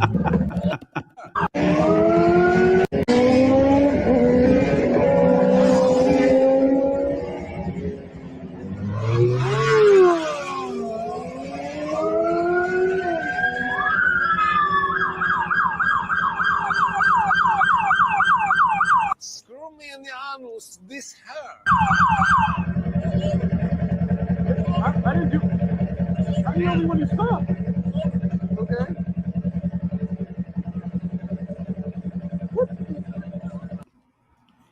So, if I obviously I'm not an attorney, so I can't give legal advice. How do I say that? If I were you, if I was this guy in this particular situation, because he's driving a motorcycle, he's going to have the driver card on him versus the Fifth Amendment cop card. I would invoke my First Amendment right to be press, and I would invoke my Fifth Amendment right to remain silent, but I wouldn't give him anything. Not if my motorcycle has a camera on it and it's catching, and that there's other people around who witness this. I wouldn't give him a damn thing. If he's going to arrest me, he's going to arrest me. I'd be willing to take the ride. I'll beat the rap and I'll get a payday from that, because you can't just pull somebody over because other people ran a red light and he was there. And there's no way a judge or a jury would be able to tell the copper, oh, you could hear him revving his engine as motorcycles are flying by at literally 100 miles an hour. I would not give him my identification. I would likely go to jail for this one. And my advice typically, or The scenario that I typically run on this channel is I don't want you to go to jail. I'm going to say what I would do in that case and make sure that you don't go to jail. In this particular case, I would likely go to jail because I would not give him my ID. Yes. So Jay Azraz here said, do you get a bigger payday for taking the ride? Yes, you do. You have actual damages because your bike is impounded, your day is ruined, whatever plans you had that day. You could be in jail through the weekend. There's all these things that happen when you get arrested. So you do have damages then. Whereas if you pulled over and you said, I'm not going to give you my ID, and he said, F you, and he gave you a ticket, and then you sued him, you would have no damages from that. He would say, well, he didn't arrest you, he just gave you a ticket. You see, you almost have to get arrested to have any damages. Not all the time, but sometimes. You know, it's like heel hooks work 60% of the time, all the time. You know, I'm not really sure what is going on up in San Mateo. I know that's where Susan Bassey is, but there's some weird stuff going on up there in San Mateo, up in San Francisco. Have you guys seen the stuff going on up there? I'm looking to where to plug this bad chicken in. I would not have. I would not have been willing to give that cop my ID right there. There's no way I would have given him my identification right there. No way. We're going to get a search warrant to enter into the house, so we need to enter the house. You're not entering my house without a search warrant. It's the home surveillance video gone viral, showing police officers trying to enter a home on Pryor Drive in Framingham last week with a homeowner demanding to see a search warrant. Either you get out of the way or we're going to kick the door. And I'm going to count to 5. 1, 2, 3. Are we going to surrender? Stop. Okay. Stop for a minute. Okay. Open the door. Open the door. Once inside, the situation only gets more intense when a dog. Later, Lou. Dog is seen going towards an officer who appears to throw a punch at the animal. Since the video was posted online, people have been leaving angry messages on the Framingham Police Department's Facebook page. That said, posted online, people have been leaving angry messages on the Framingham. They did a home invasion on a mom and her kids, corrupt officers, and should be fired. Serve and protect, not invade and abuse. I hope they are sued. And this video is 5 years old, so we're going to track it down. Framingham Police Department. Janetta Ocha. How do you say that? Ocha? Let me just pop this in real quick here and see if we can just get a hit. Jeanette, what is it? Jeanette Ocha.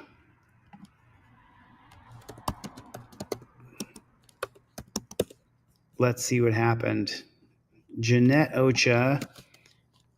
And then this, I believe, is in Massachusetts. Facebook page. And a woman who claims to be the homeowner started a GoFundMe page to raise money for attorney fees so her family can, quote, fight for their constitutional rights. But according to WCVB legal expert Greg Henning, there are certain situations when police are able to enter a person's home without a search warrant to secure the premises and prevent evidence from being destroyed. We secure the house so that your son's not flushing it down the toilet. According to the secure the house so your son is not flushing the illegal chemicals under the, and let's say the son is flushing the illegal chemicals. What good is it doing arresting people? We've been arresting people in the 70s and 80s. It was Mary Jane. In the late 80s, it was cocaine. Then in the 90s, it was crack. Then it was ice. Then it was meth. Then it was fentanyl. It doesn't matter what we do. We're not going to stop the drug epidemic. We're not going to stop it with policing. You can give a life sentence for fentanyl. You can charge people with murder for taking fentanyl and someone in the group dies, and then you charge all the other people with murder. They're doing that in Nevada. You're not going to stop it. You're not going to stop the drug epidemic. There are people in this country who want drugs. There's a supply and demand thing, and they want it. You're not going to talk them out of it. And it's at least 50% of this country is in the supply and demand system here. Search warrant application, officers conducted surveillance on a home last Wednesday and pulled over a man who lived in the home and admitted to selling marijuana out of the building. After the search warrant was granted. Ooh, did you hear this one? Lived in the home and admitted to selling marijuana out of the building. Oh, he lived in the home and he admitted to selling marijuana. Well, you know what? Shh. You know what? Hold the phone. I was wrong. Go in there with guns blazing, attack dogs, get the bazooka out, bring out the MRAPs, the battering ram, make sure you have a SWAT team there. He admitted to selling marijuana out of that house. He admitted it. He should be off with his head. Off with his head. Off with his head. It's so ridiculous. And listen how the mainstream, this is 5 years old, the state-run reporter makes it sound as though it's something so bad. Not flushing it down the toilet. According to the search warrant application, officers conducted surveillance on a home last Wednesday and pulled over a man who lived in the home and admitted to selling marijuana out of the building. After the search warrant was... He admitted to selling Mary Jane out of the building. Dun, dun, dun. Granted, police say they confiscated 20 plants, 247 grams. So if you break that down, that's a couple ounces, okay? A roll of medical cannabis stickers, $1,700 in cash, and then 8 guns. Of course, it could be BB guns, pellet guns. You could have an actual AR for home protection, a shotgun. You could have a .44 Magnum. But your 20 plants with your 247 grams, it's a roll of medical cannabis stickers and $1,700 in cash. Boy, man, this is 5 years old. I told you guys that. They had probable cause that marijuana was being illegally distributed out of the house. And this is in Boston. 20 marijuana plants, 247 grams of marijuana, a roll of medical cannabis stickers, more than $1,700 cash, and 8 guns. And both homeowners had a license to carry, which were also confiscated. We've reached out to the homeowners several times, but have yet to... Oh, they have Mary Jane in that house? Man. You know, I mean, could you just imagine for just a moment if we were all honest, if everybody was honest right now? Like right now, there's 365 people here between the channels, right? So right now, if you were going to be honest, have you never had Mary Jane and a firearm? Have you never had an open container in a car? Have you never... If we were going to confiscate all of the firearms of anybody having an open container and a firearm, or Mary Jane and a firearm, then 99% of people would not be able to have a firearm. 80%? I'm going to say it's more than 50%. More than at least 50% of people have had some sort of Mary Jane and a firearm or alcohol and a firearm. But if yeah, I know, 270 grams, 270. Oh my God, 270. Let me see it. 270 grams is how many ounces? 9.5 ounces. And there's 16 ounces in a pound. So they had a big bag like this. But they want to make it sound, Jennifer, they want to make it sound like, boy, they had so many, it's just, they had all these guns and weed, and they had $1,700 and they had $1,700, not $1,700. You know, it's like, yeah, Pablo Escobar. A street value of $100,000, says Nabil. That's funny. That is funny. And this guy, look at the seriousness on his face when he reports this. The stickers, more than $1,700 cash, and 8 guns. And both homeowners had a license to carry, which were also confiscated. They confiscated their license to carry because they had Mary Jane. We've reached out to the homeowners several times, but have yet to hear back. And police tell us they have applied for criminal charges. In Framingham, Matt Reed, WCVB. So what was the name of this family, though? We're going to get a search warrant to enter into the house, so we need to enter the house. You're not entering my house without a search warrant. It's the home surveillance video gone viral, showing police officers trying to enter a home on Pryor Drive in Framingham last week with a homeowner demanding to see a search warrant. Either you get out of the way or we're going to kick the door.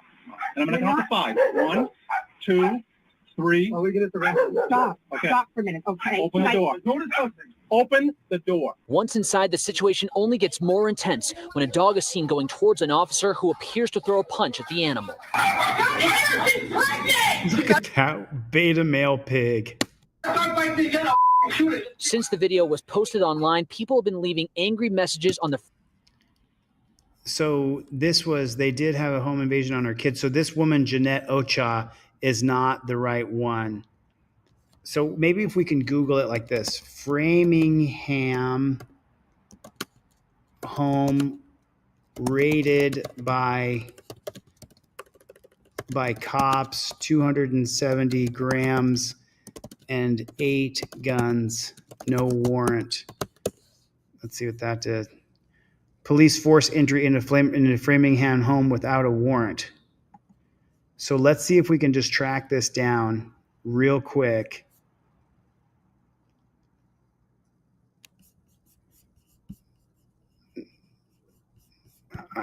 So here's what you do, just so you know. There's a website called 12foot.io. So all you do is you type in here 12ft.io, 12foot.io, and this says Brown Cleaner web page. And then when you put the 12foot.io in there, then it opens up the article for you. So I'll put that. Here's the link for that. I'll put the link for that. Here's the link, 12ft.io. And that works for different websites on the internet. And that's how I was able to get here. Are investigating drug unit raid on a home without a search warrant. They found 20 plants, 200. No, now it's not 270 anymore. Now it's 200 grams. These police officers raided our home with no warrant in front of our children. They forced their way into the home. The officers responding, a protective sweep. Framingham Mayor Yvonne Spicer said through a spokeswoman, in the best interest of everyone, we're thoroughly investigating the incident. A Framingham police Facebook posted the people may have sent them the video of this incident involved in the Metro West Drug Force. I'm trying to find the people's names who were involved here. So where is do we have a name here? A name for these people would be nice. Where is the name of the people? Where is the name of the people? The name of the individuals. Okay. So this is CBS News. Let's see if they're going to get it. Okay. Antonia Callahan. Okay, let's search her like this.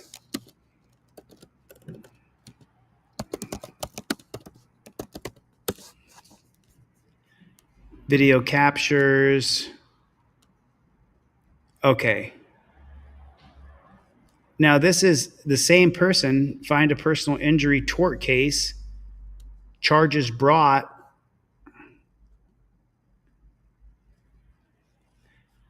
And now Antoinette Callahan immediately started a campaign to smear police by showing a video of her out-of-control dogs. That's from Turtle Boy? Oh, man. Oh, God. Turtle Boy. Oh, God. Turtle Boy. So this is from a YouTube creator, a former cop sucker.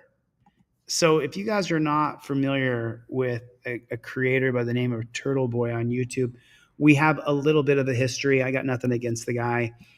We had a mutual friend who I had a falling out with, who I don't like that person.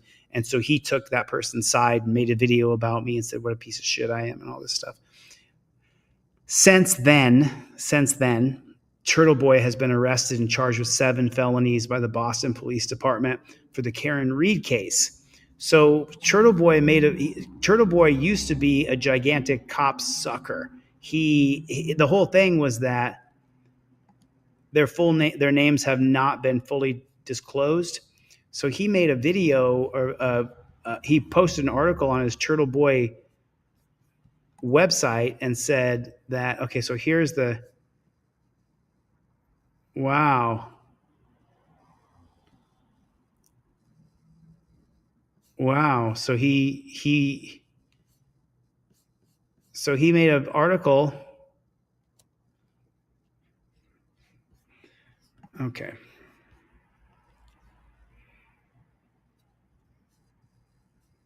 I don't really agree with it.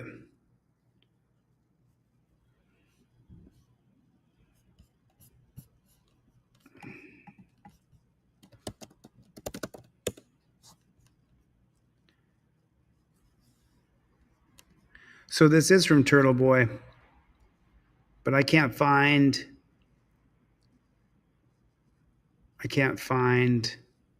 what happened.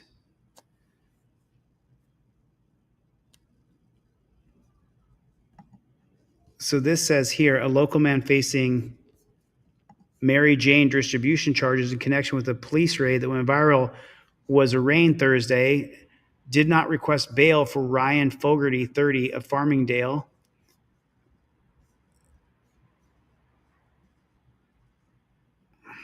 Typical for so he was an 18, 19-year-old kid dealing dime bags out of his mom's house. Okay.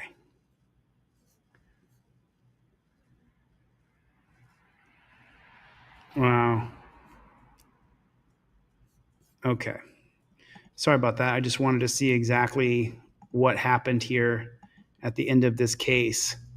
That's what I wanted to see, and I didn't really get to see it. I'm just still a little bit concerned over, I mean, I'm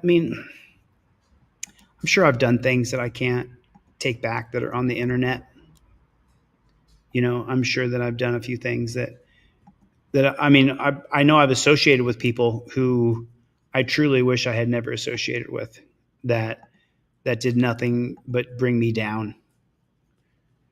You know, that did nothing but bring me down. So I've got some regrets too. Hopefully Turtle Boy sees this and goes, oh man, I was cop sucking all the way. Hopefully he sees it, but you never know. If you're in the attic, I'm going to go get my canine and send him up there. He's going to bite you. Come out now. That's Brentwood police officer Ryan Resentes reporting to a woman's home on January 30th, 2019. According to the police report obtained by ABC 7 News, a person the woman identified in police body camera video as her ex-partner called police to report a domestic dispute. In the report, Officer Resentes writes he had been to the residence several times for calls of this nature. The woman was on active felony and misdemeanor probation, according to the report. I hear you. Come out now. And she didn't come out of the attic after approximately 1 minute of commands, according to the report. Officer Resentes and Canine Marco went in. Have it your way. Right, because if you don't comply to the police in the moment, then your body should be maimed. You should have your body destroyed by a dog biting you if you don't comply to the police right now. Then it justifies them destroying your limbs, your hands with an attack dog. Got her. He's on a bite. Nurse! Nurse! In the report, Officer Resentes writes that he yelled at her to come towards him with Marco. When she did not, he made his way to her. He writes that he could see Marco was biting her hand or hands. She had blood on her head, which he writes he believed was from striking it on a beam or from an exposed nail from the roof. Oh, no. It was from the dog biting her head. Officers got her down from the attic. She told first responders the canine Marco bit her head. Do you remember getting your head? The dog bit me. Okay. He bit my head. According to the police report, she received 11 stitches to the top and back of her head. Her hand was also injured. Look at that. I'm not sure if you Received guys... 11 stitches to the top and back of her head. Her hand was... So just so you guys know, if you're unaware, when a dog bites your arm, your forearm, or your hand, then your arm is ruined. Your hand is ruined. It's absolutely ruins your hand. It ruins your arm. Oh, that's right. Dogsbite.org. It's Top Rock. It's dogsbite.org. I'll pull that up in a second. Thanks for reminding me of that. Was also injured. In a statement, a Brentwood City spokesperson writes, quote, "This incident was reviewed by the Brentwood Police Use of Force Committee, which found the deployment..." Oh, of course. This incident was reviewed by the Brentwood Police Use of Force Committee, a bunch of cops and ex-cops and cops' brothers and cousins and lovers, which found the deployment of the canine to be within the policy and law under the circumstances. Of course. They've cleared themselves. We investigated ourselves with our own committee, and we found that we did nothing wrong. Don't you know that? We had a whole committee of cops. We had use of force experts. We had policy experts for the police, and it clearly shows that we didn't violate policy. Oh, your arm is ruined for the rest of your life? You should have complied with the police. And that is 60% of our country or more that goes, yeah, you should have complied with the police. We just saw a Turtle Boy article where he was all for the cops. I don't think he feels that way anymore. I don't think he feels quite like that anymore. I think things have changed for him. Of the canine to be within policy and law under the circumstances. In this domestic violence incident, the suspect was on parole for a violent felony involving a weapon and was hiding in an attic. So because they were on a parole for a violent felony, now remember, a violent felony could be you push the cop away and you got charged with battery on a law enforcement officer. Now you're on felony probation for a violent crime. They can word salad it any way they want. In this domestic violence incident, the suspect was on parole for a violent felony involving a weapon and was hiding in the attic. Of course her arm should be ruined for life. Of course she should never be able to grab a fork or a spoon or a pencil or a paintbrush. Her life should be ruined. Of course. She was on violent felony probation for committing a violent felonious act in a domestic situation. And she was hiding in the attic. She didn't want to deal with us dirty jackboot thug pigs coming into her house. She didn't want to deal with a police dog. So whatever happened to her is completely and utterly justified. Our policy said so. Our experts reviewed it and decided that we were right. It's such a bullshit scam. The suspect was on parole for a violent felony involving a weapon and was hiding in an attic. It was unknown if she was armed at the time, and the confined space of the attic posed a particular risk to officers, leading to the deployment of the canine. ABC 7 News recently reported another woman, Talmika Bates, filed a lawsuit against Officer Resendez and the city after the same canine Marco ripped her scalp off on February 10th, 2020, while she was hiding in these bushes. According to the police report, Bates and two other women stole approximately $10,000 worth of perfume from this Ulta Beauty. Bates was also a passenger in a getaway car that rammed a police vehicle. The Brentwood Police Department's... There's the justification by the state-run media. Put a 1 in the chat if you do not agree with stealing $10,000 of perfume. Put a 1 in the chat if you do not feel it's right to steal $10,000 worth of perfume. Completely agree. It's so wrong. You should have to pay the consequences of your actions to get justice for what you've done wrong. Bates and two other women stole approximately $10,000 worth of perfume from this Ulta Beauty. Bates was also a passenger in a getaway car that... She was also a passenger in a getaway car that rammed a police vehicle. It rammed a police... The precious dirty pigs. The precious pigs got rammed. Now, did she just say that she was a passenger in the car that rammed a police car? Watch the footage again. From this Ulta Beauty. Bates was also a passenger in a getaway car that rammed a... That looks like it's evading a police officer. It doesn't look like it's ramming. Worth of perfume from this Ulta Beauty. Bates was also a passenger in a getaway car that rammed a police vehicle. The Brentwood Police Department... It looked like, if you watch it, that the police vehicle rammed its nose into the side of the car. So who rammed who? Bates was also a passenger in a getaway car that rammed a police vehicle. So she didn't ram a police vehicle. It makes you wonder why the state-run media operative is sitting there lying. And this is ABC 7 News Bay Area. So the Bay Area News, ABC 7 is lying. The Brentwood Police Department spokesperson told ABC 7 News K9 Marco has been inactive since April 2021 and is currently in the process of being retired due to age. For the I-Team, Melanie Woodrow, ABC 7 News. Right, because you should be maimed and ruined.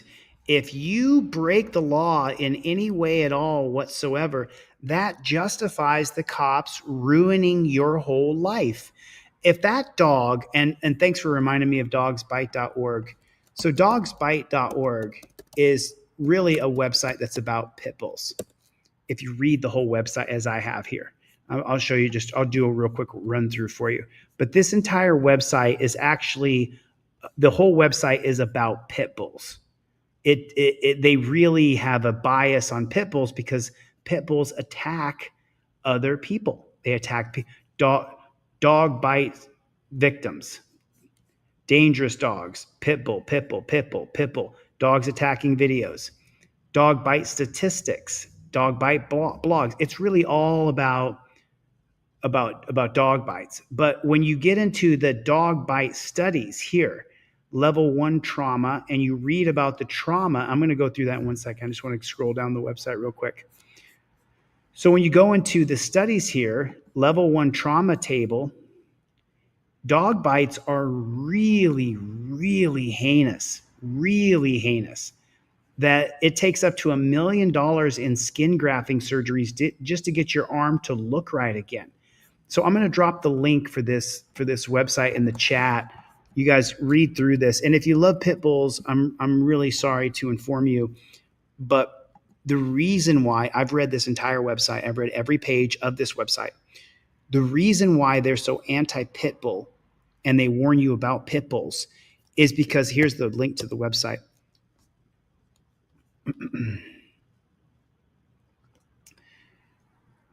Pit bulls attack other animals at like 90 percentile of all animals that are attacked, animal on animal attack.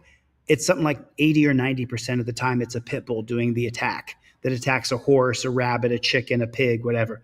And then dogs that attack dogs, again, it's more than 80% of dogs that attack dogs is a pit bull attacking another dog.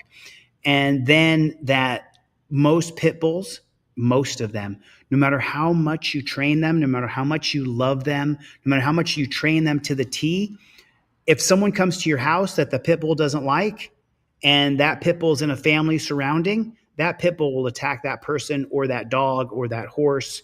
If someone comes into the room and the pit bull is this wonderfully trained, amazingly beautiful animal, the pit bull can just decide that that person's not trustworthy and the pit bull will attack them. So dogsbite.org goes in. And then the biggest statistic I remember taking away from dogsbite.org is that more than 50% of all pit bull owners within the first year will give the dog back.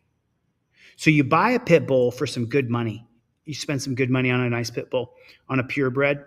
And then within 1 year of you buying that dog for, I don't know what the price is, but they're expensive. You can't handle the dog. You can't train the dog. More than 50% of first year pit bull owners give the dog up. So if you're someone, you're like, hey, I'm going to get a pit bull. Are you going to be the one of two people who gives that dog away because you can't handle it? Secondly, of all pit bull owners, a majority of them have been bitten by the pit bull. You can read the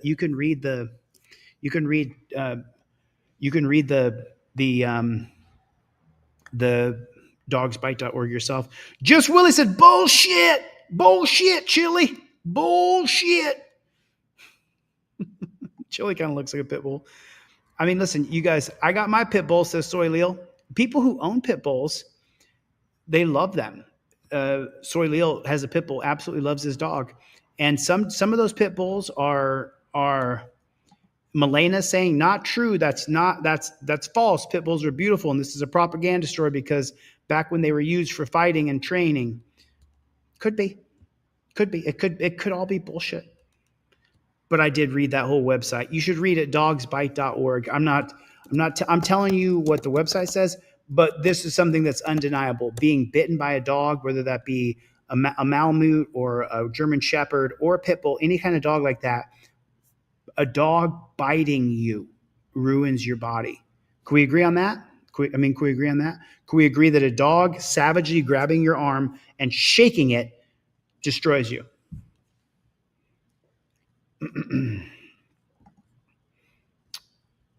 I don't trust Samoyed. Is that another kind of a dog? I'm not really sure. Oh, I'm sorry to hear about that, Labrador. Plead the fifth. Sorry to hear about that, Bo. I got mine at a shelter for $5 7 years ago, says Soy Leal.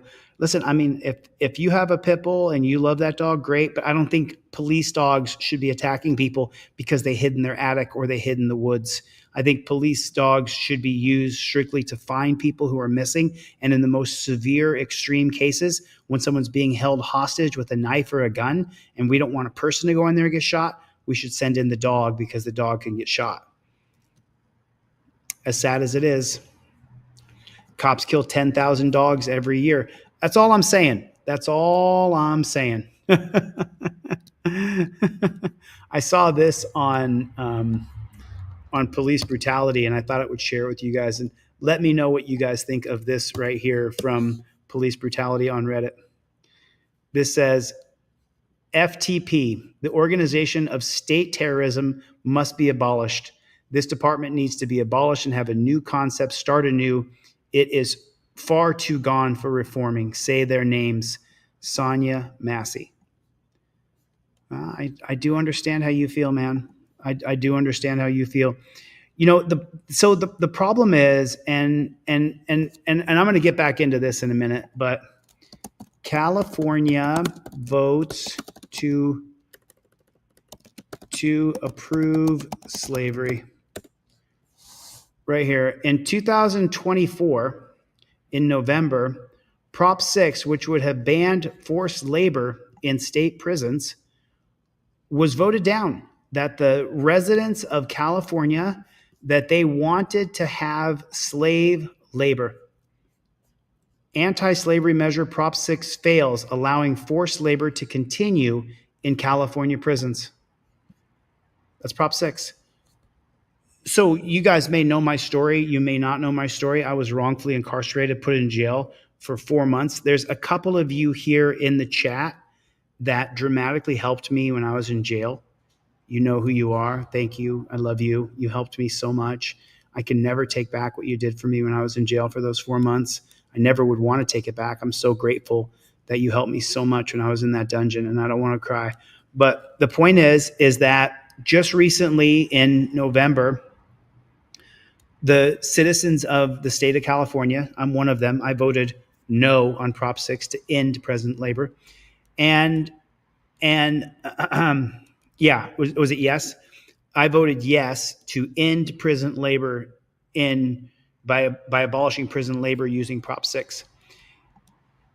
And apparently the people of California, they still want prison labor. They're all for it. They want.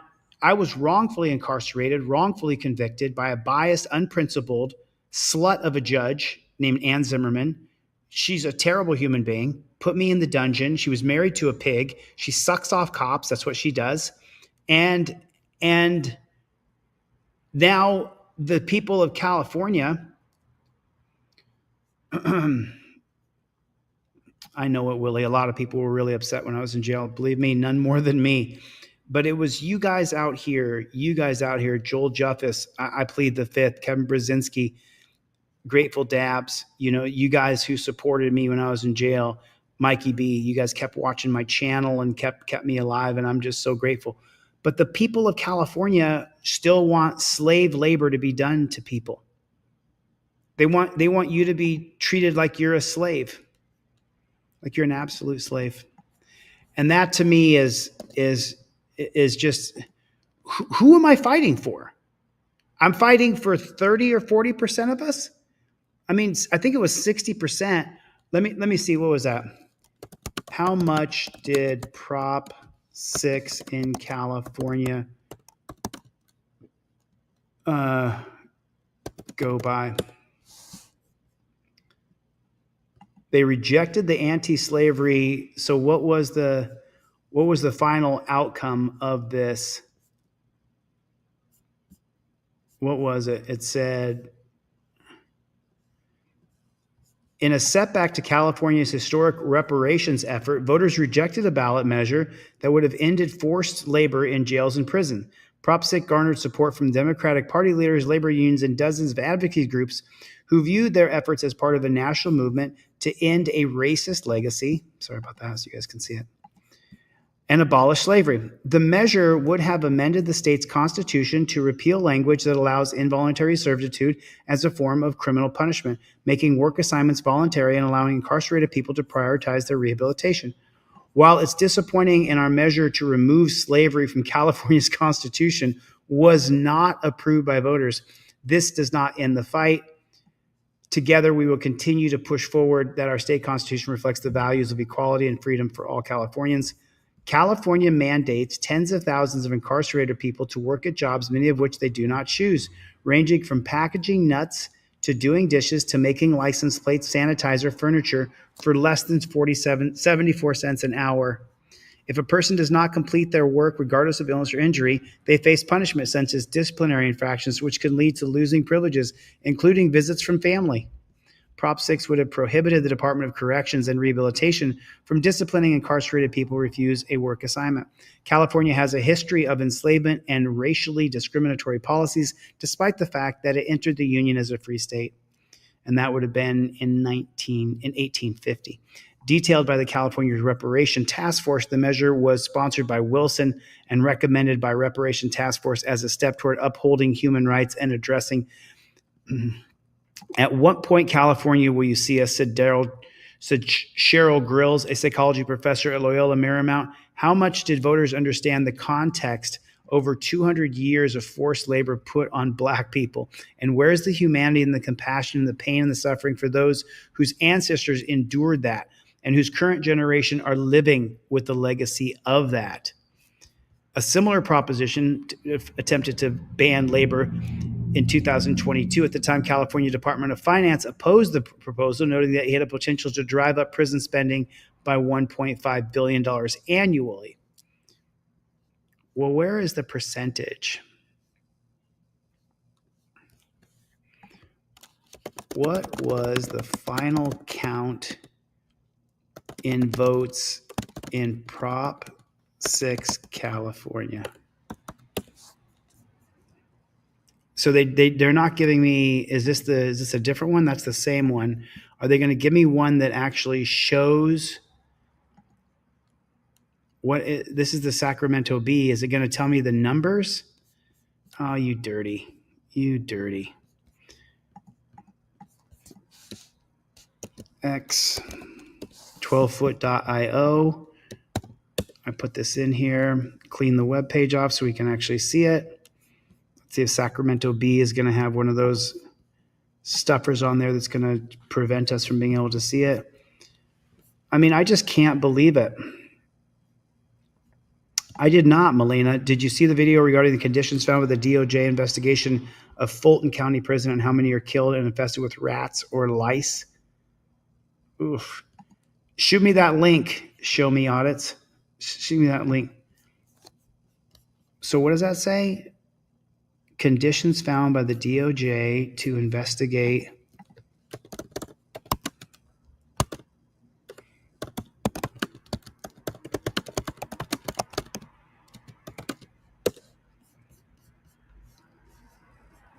Where is that, Melena? I'll take a look at that. Rats pack. So let me try it another way here. Did you send me that link, Melena? We'll check it out. Let me check my email real quick and see if you sent me an email. And if it's in here.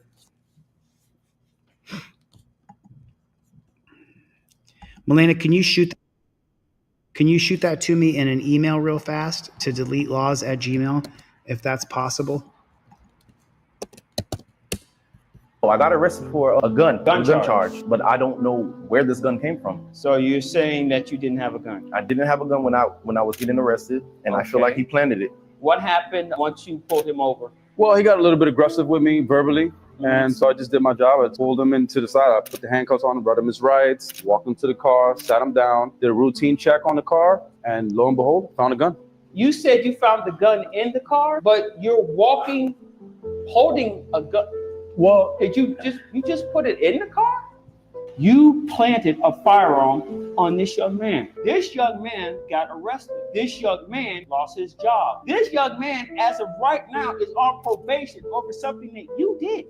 You are a disgrace. You ought to be ashamed of yourself. But you know what? You're not. You're feeling good. And you know what I'm going to do? Bailiff, take this man into custody. Your Honor, you serious? I'm Come on, arresting you're not you. on my team? I am arresting you for making a false arrest. Oh, I got it. Okay. I don't know who sent this to me. I don't know who sent this to me. Oh, no. Arrested for a gun charge. But So this is fake. This is fake. This is fake. I don't know where this gun came from. So you're saying that you didn't have a gun? I didn't have a gun when I was getting arrested, and I feel like he planted it. What happened once you pulled him over? Well, he got a little bit aggressive with me verbally. And so I just did my job. I pulled him into the side. I put the handcuffs on him, brought him his rights, walked him to the car, sat him down, did a routine check on the car, and lo and behold, found a gun. You said you found the gun in the car, but you're walking, holding a gun. Well, did you just put it in the car? I mean, come on. That's so fake. That's so frustrating. Is that fake, or am I seeing things here? That's some fake shit right there, right? The idea that somebody got a trifold. I'm not sure who got one. Vacone. So Jeff got a trifold during this live stream, so I will give a free trifold away to somebody who wants a free trifold.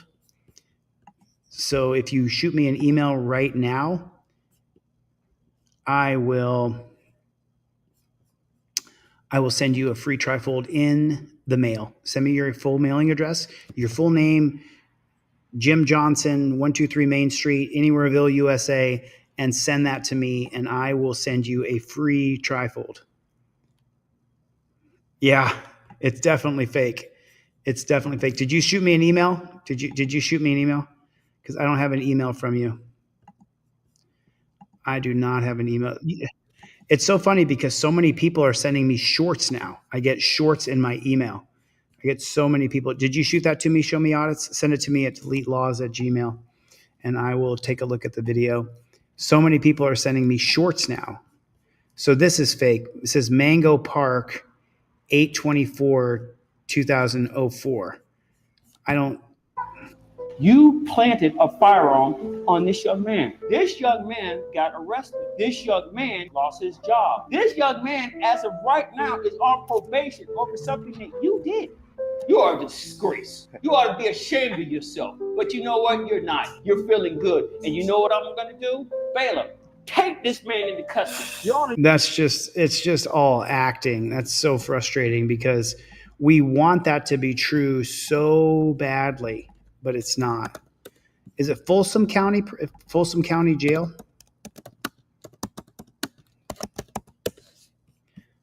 Let me see. I'm not getting it. I'm not getting it exactly. I'm taking a look, but I'm not quite getting it.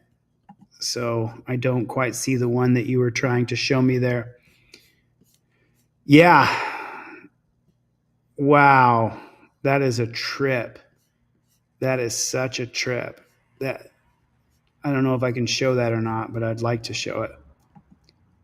Yeah, I can. I mean, I can show this, but I got to pause this at a certain time. You guys know that, right? I can't show this whole thing because they've demonetized my channel pretty much is what they've done. They pretty much demonetized this channel. So I try not to let it affect me. But that's why I created Team DLZ. If you want to support my work, go to teamdlz.com. It's $6, $12, $20, $100 or $1,000 or whatever you can do and you want to support, go to teamdlz.com because this channel is pretty much demonetized. And if I was to lie and tell you that it doesn't affect me, that would be a lie. It definitely is affecting me. It's affecting my whole head, and there's nothing I can do about it. We can show a little bit of this. I can't show the whole thing.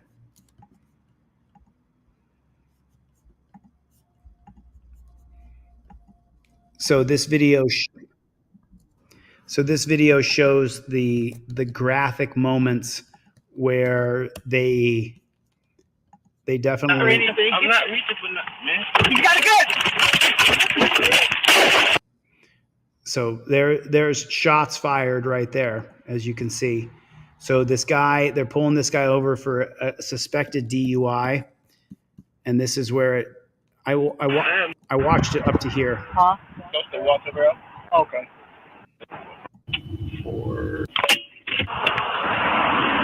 Hey, what's going on, y'all? Hey, man. Deputy Kelly, Charles County Sheriff's Office. The reason I pulled you over, all right, is your improper lane use. You're all over the road, back and forth, back and forth. My car's running out, so I was trying to find a place to pull over. Oh, okay, okay. Do you have your registration and insurance?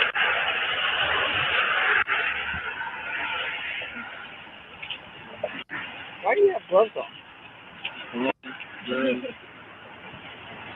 Oh, you're trying not to get corona? No, sir. Alright. You got ID on you, man? Yeah. And what about the insurance?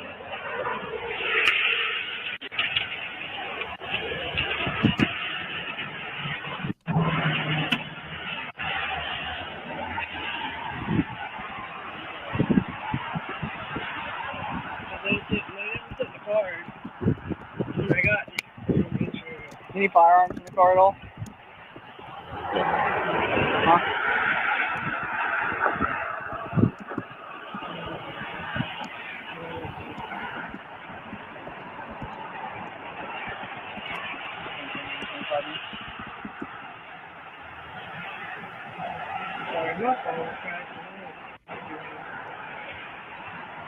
You said you're looking for that insurance? Yeah, my phone cracked, so just let me take it.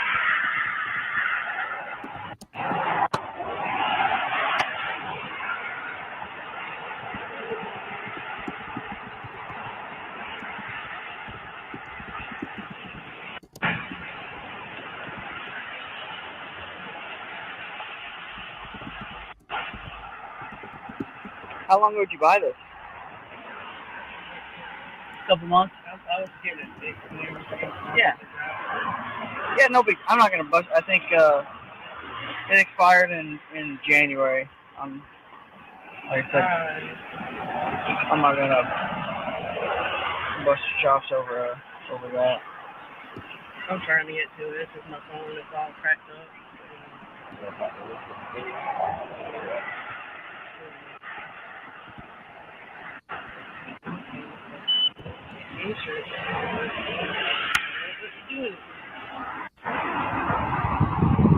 You still live on Joy Street? Where's Ruffin? Huh? Just the water, bro. Okay.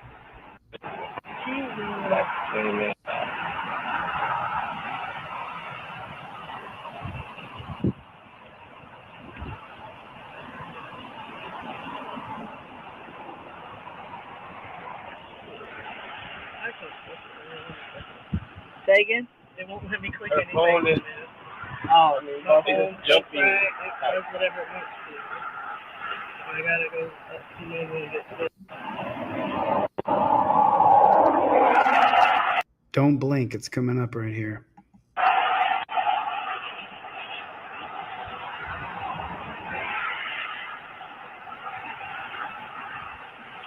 Who'd you buy it from?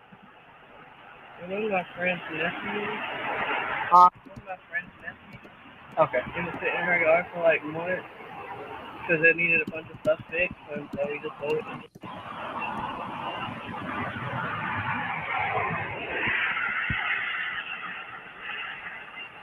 Okay. You know his name by chance? Oh, I see it right here. You're good. I see. Huh? It's registered to you. I see that. I don't have anything from you in email, Milena. You just don't have the updated registration. Have you started that process? Yeah. I'm just waiting on it. Oh, it's coming in the mail? Yeah.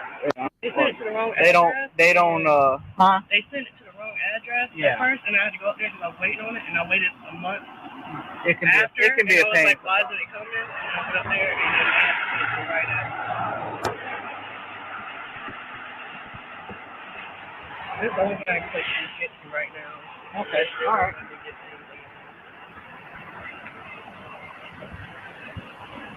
I have more, like, it's more updated than this, but that's the only one I can get to right now.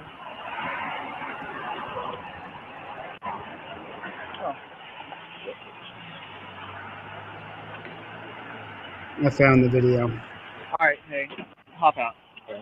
Hop out. Don't reach for anything. I'm not reaching. So it's just like that. The cop decides to go hands on, and he's gonna get shot. Hop out. Don't reach for anything. I'm not reaching for nothing, man. He's got a gun. There he is. Comes out of the car, guns blazing. Comes out of the car, guns blazing. Give me 1 second here.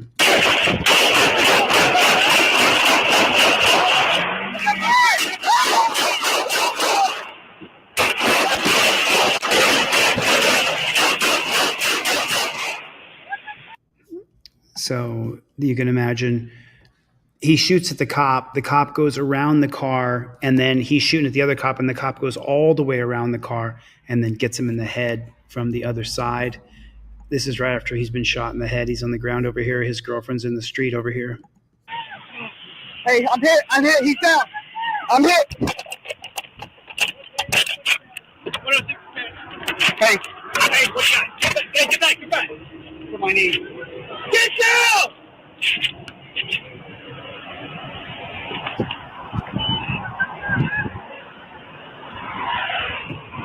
Come on. Get back. What you got? I'm hit twice. Talk to me. I'm hit in my leg. I need help with this fucking courtesy. He's dead. He's fucking dead, bro. Let's go. I got you. Watch him. Cover me. Hey, cover me. I got you. I'm hit. I got you. I hit twice. Where? In my leg. Let's go. Get down on the ground. Get down. It's coming out.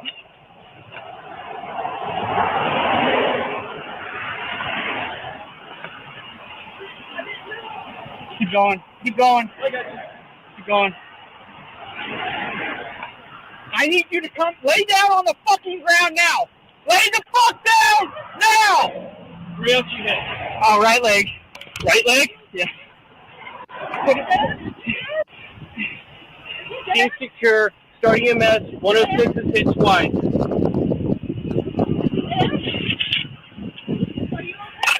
Shut up. It's secure enough.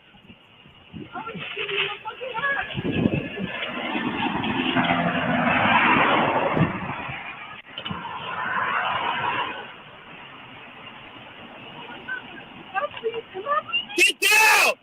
Shut up and get down! Why is he screaming at her? If you guys didn't see, I'll come right back to it here. So the shooting's going on, and then there she is. So she's on the far left of the screen.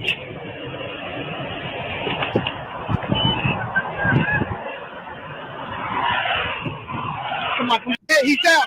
So she's on the far left. See her right here?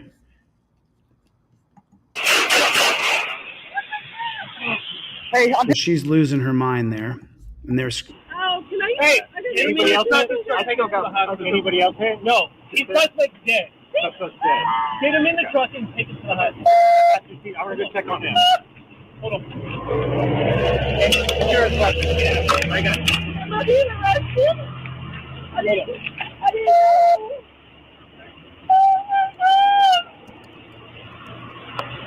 I really got to. I still got myself. I got you. Is this my blood? Please help me, please. So they shot this dude right on the top of the head, though. The cop was standing over here by these chairs, these tables over here, and he shot him in the top of the head. So his brains are leaking out. What happened to me?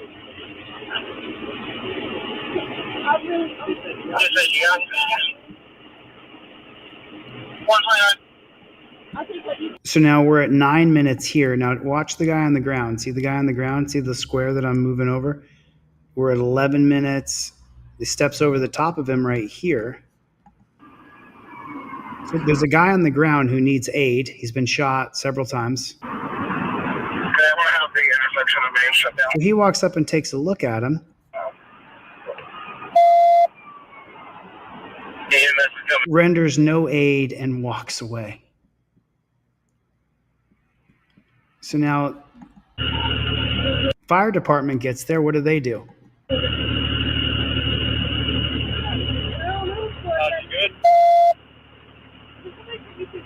We need to put her in the store. We need to put her in the store.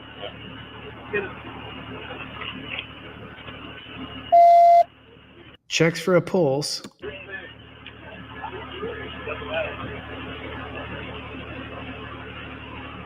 Does that look like a father and son to you or not? Does this look like the dad on the right and this is the son here on the left? Isn't that what that looks like to you? Sergeant, I have 106's firearm and vest and body camera here on the So the guy's still laying on the ground. Guy's still laying on the ground. People are walking by. There's a guy right there. This cop walks up and takes a look at the guy laying on the ground, doesn't do anything. The clouds, you can see the clouds rolling by. The sun is switching positions in the sky. We're 20, 30 minutes later. This guy walks up to him. They're still scared. They're still scared of the guy who's most likely dead by now. It's been 25 minutes.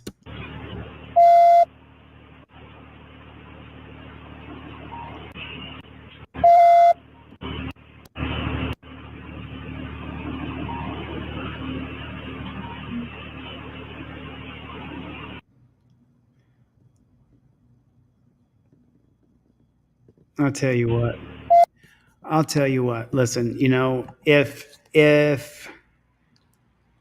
if you're going to go out, got to be careful how I say the things that I say. If you're going out that way, then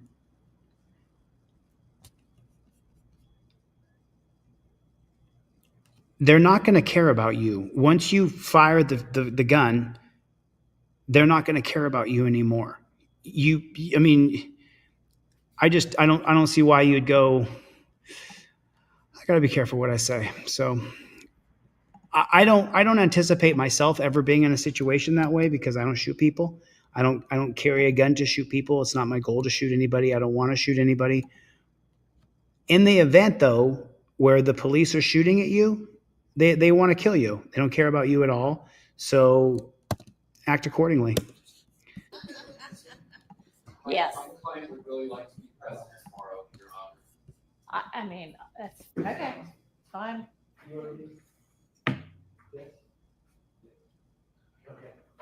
There we go. All right. Well, y'all can be here too, but court will not be in session. Yeah, think? I mean, yeah, so, yeah, I don't want to go to Wright Street either. I want to be in jail. I want to be my lawyer. Hell nah.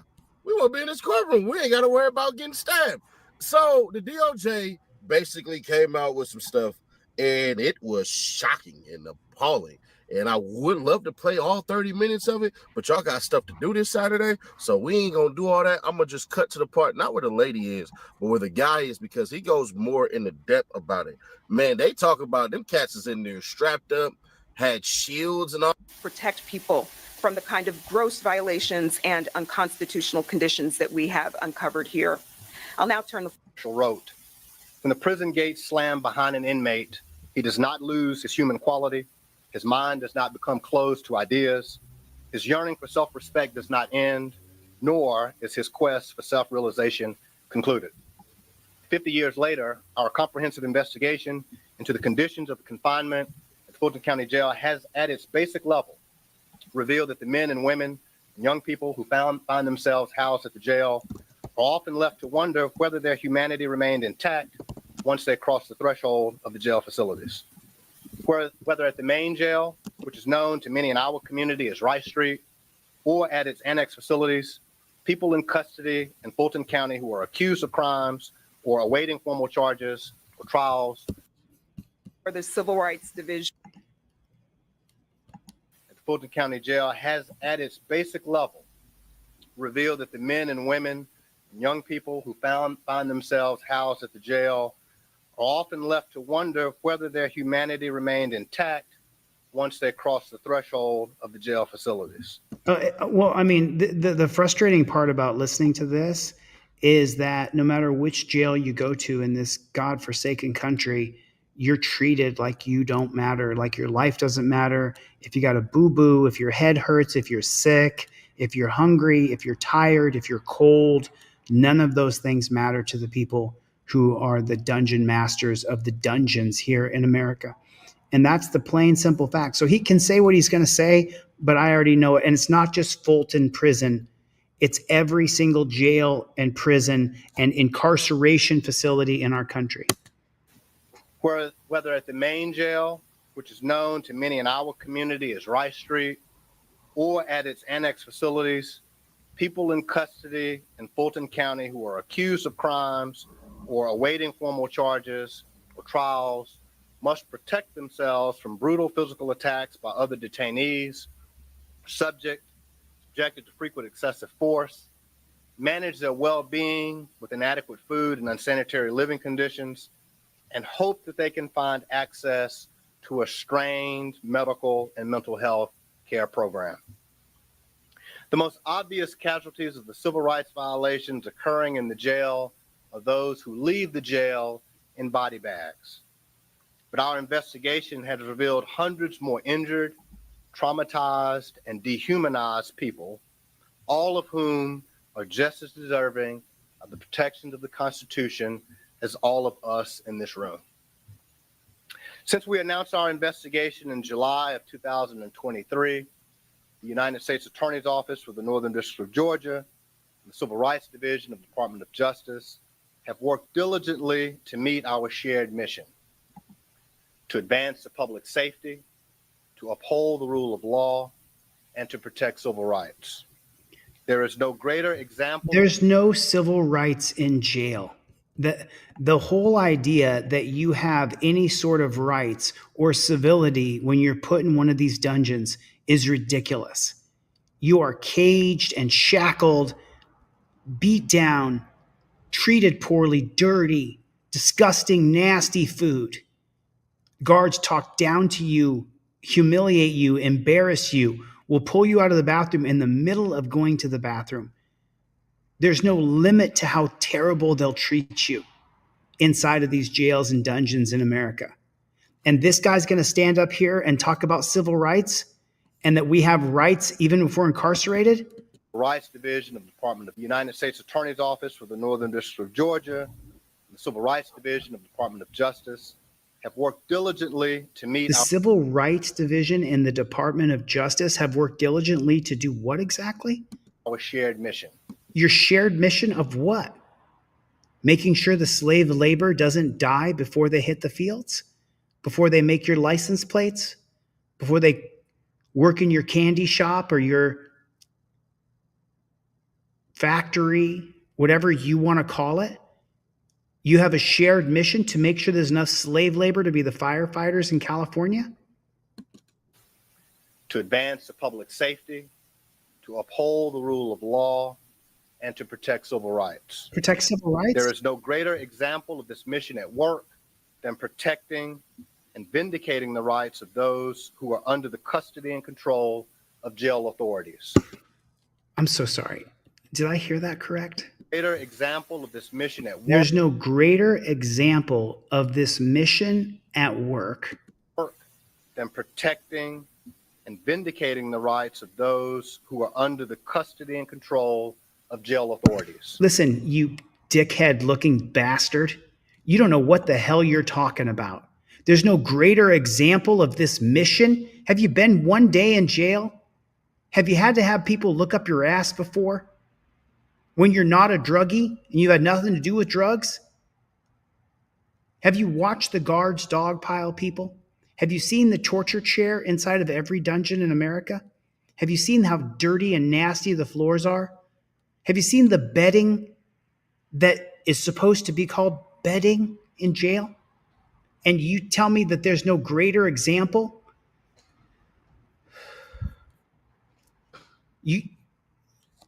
This is your message of positivity?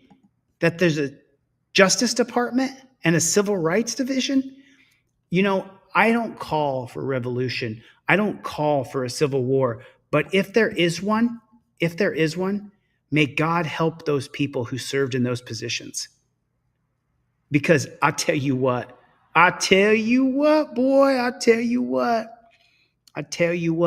there would be nothing that would make me happier than to seeing their carcass spread out across the ground.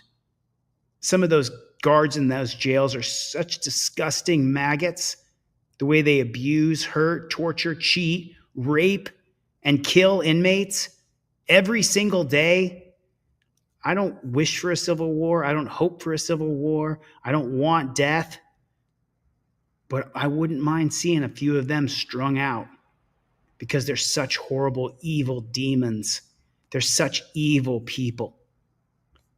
Oklahoma Cop Watch said it right. Turn around, bend over, squat, and cough so we can look up your ass.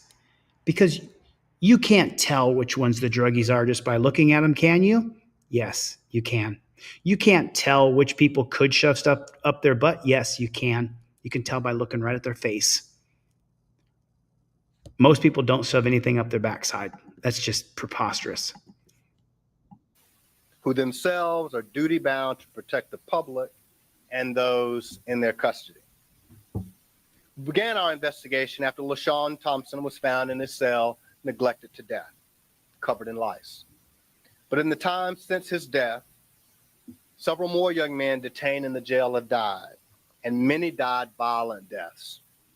Our investigation revealed unacceptably high incidents of assaults and stabbings.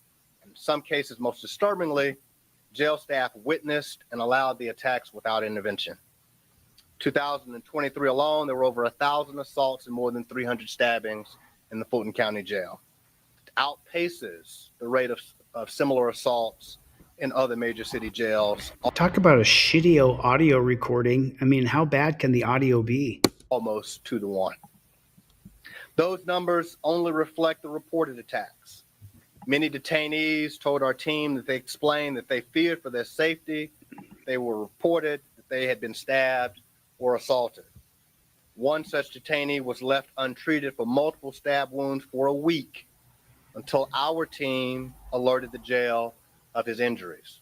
The jail was well aware of his injuries. So Top Rock, you cannot judge by a book by a cover. Oh, yes, you can. Unfortunately, the people who have slid down the drug pole, right, the drug pole of life, they're tattered. Their physical appearance, their skin, their bodies are tattered. And the people who got caught with stuff up their butt in the jail, and there was 1 or 2, I think, when I was in there for 4 months, the 1 or 2 who got caught, you could take a look at them from the skin, the lips, the nose, the hands. Physically, they had become so deteriorated that their body was just leather. And so you think to yourself, well, who's going to put drugs up their backside? That guy probably would. And then even still, if you're so concerned about it, put him in isolation and check his stool. If you're that concerned about it, you don't have to humiliate somebody, which is what they did to me time and time and time again.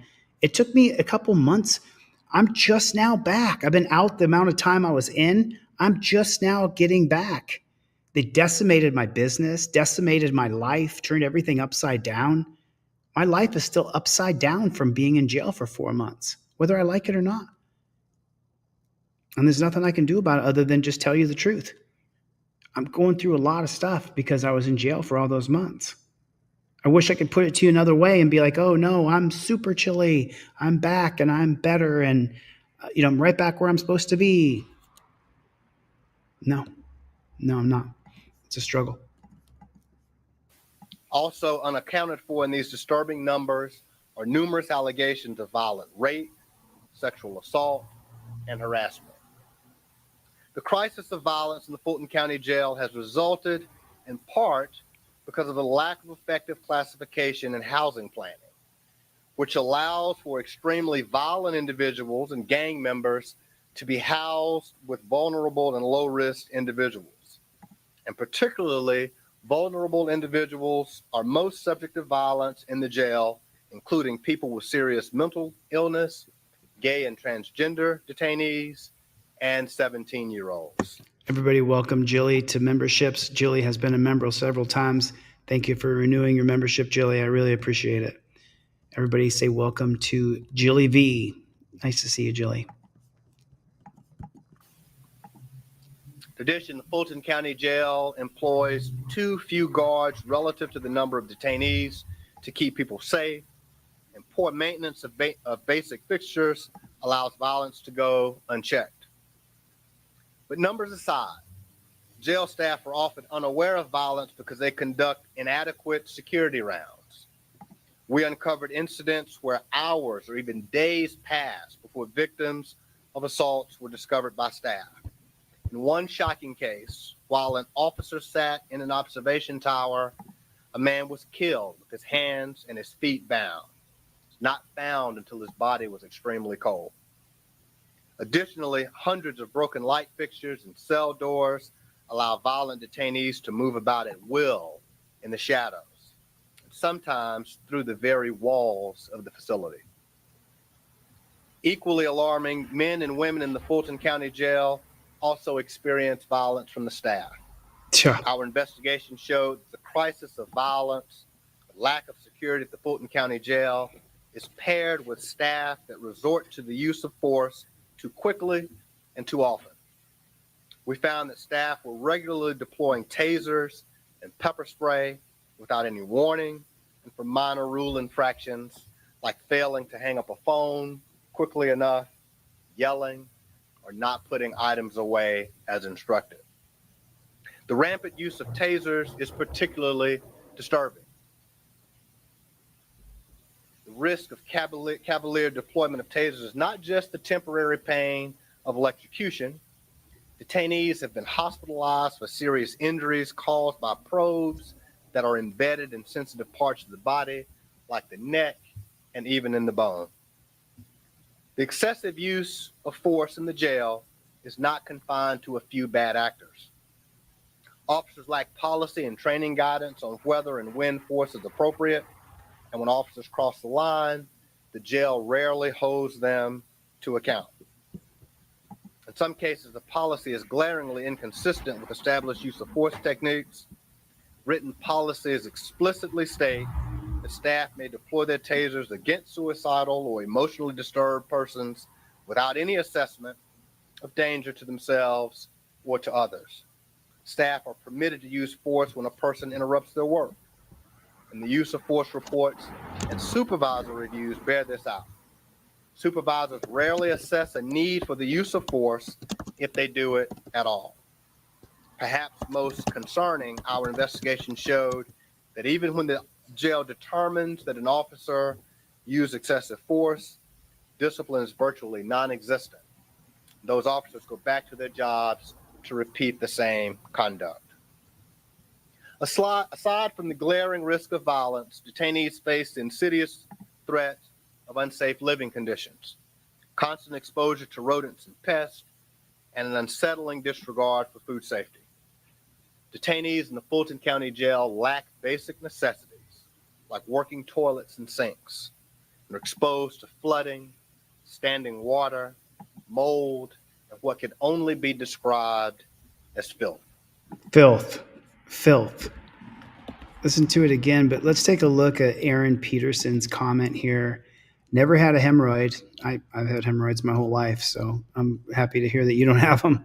Never had a hemorrhoid, pissed blood, kidney stone, or belly fat till my first 3-month stint in San Antonio County Jail. He was in jail for Mary Jane. So he should have been treated this way over a dime bag of weed. I don't care if it's 10 pounds of weed. You shouldn't have been treated that way. And listen to this guy. I know this guy. He's the cop bad guy. He's the bad guy for the cops. This guy's the bad guy for the cops. So the cops are watching him in jail, the jailers, and they're like, oh, he didn't just say that out loud. Detainees in the Fulton County Jail lack basic necessities like working toilets and sinks. Like working toilets and sinks. They're exposed to flooding, standing water, mold, and what can only be described as filth. Filth, standing water, mold. Pests carrying bacteria and disease not only run rampant in food preparation areas, but have infested the bodies of the people in the jail, people like LaShawn Thompson. Earlier this year, our team was evacuated from a housing unit in the jail because of a lice outbreak. So, you know, a random American, good to see you, man. I'm glad you're here. So jail for weed is BS, but for METH, it's okay. I'm going to disagree with you because it doesn't do the person who does the METH. It doesn't make them a better person. It doesn't deter them from being a dealer or a seller or a mule. Once someone's addicted to that METH, putting them in a dungeon and making them feel like shit and forcing them to live in horrifically bad conditions, it doesn't make that METH user a better person. It doesn't make the METH dealer a better person. It doesn't make the mule who would stuff things up their backside. It doesn't cure them of wanting the money to stuff the METH up their backside. Do you see what I'm saying? It's and Random American's been here 1,000 times. I know the username and I know the picture, so I'm certainly not throwing shade on Random American. I'm just saying to rethink your premise. How much does it help society? How much does it help the guy who uses the meth? How much does it help you? How much does it help me? How much does it really make society better by putting someone in a terrible frickin' dungeon? And I would argue it doesn't make society better. It makes society worse. Given the high incidence of violence in the jail, the need for adequate medical and mental health care is critical.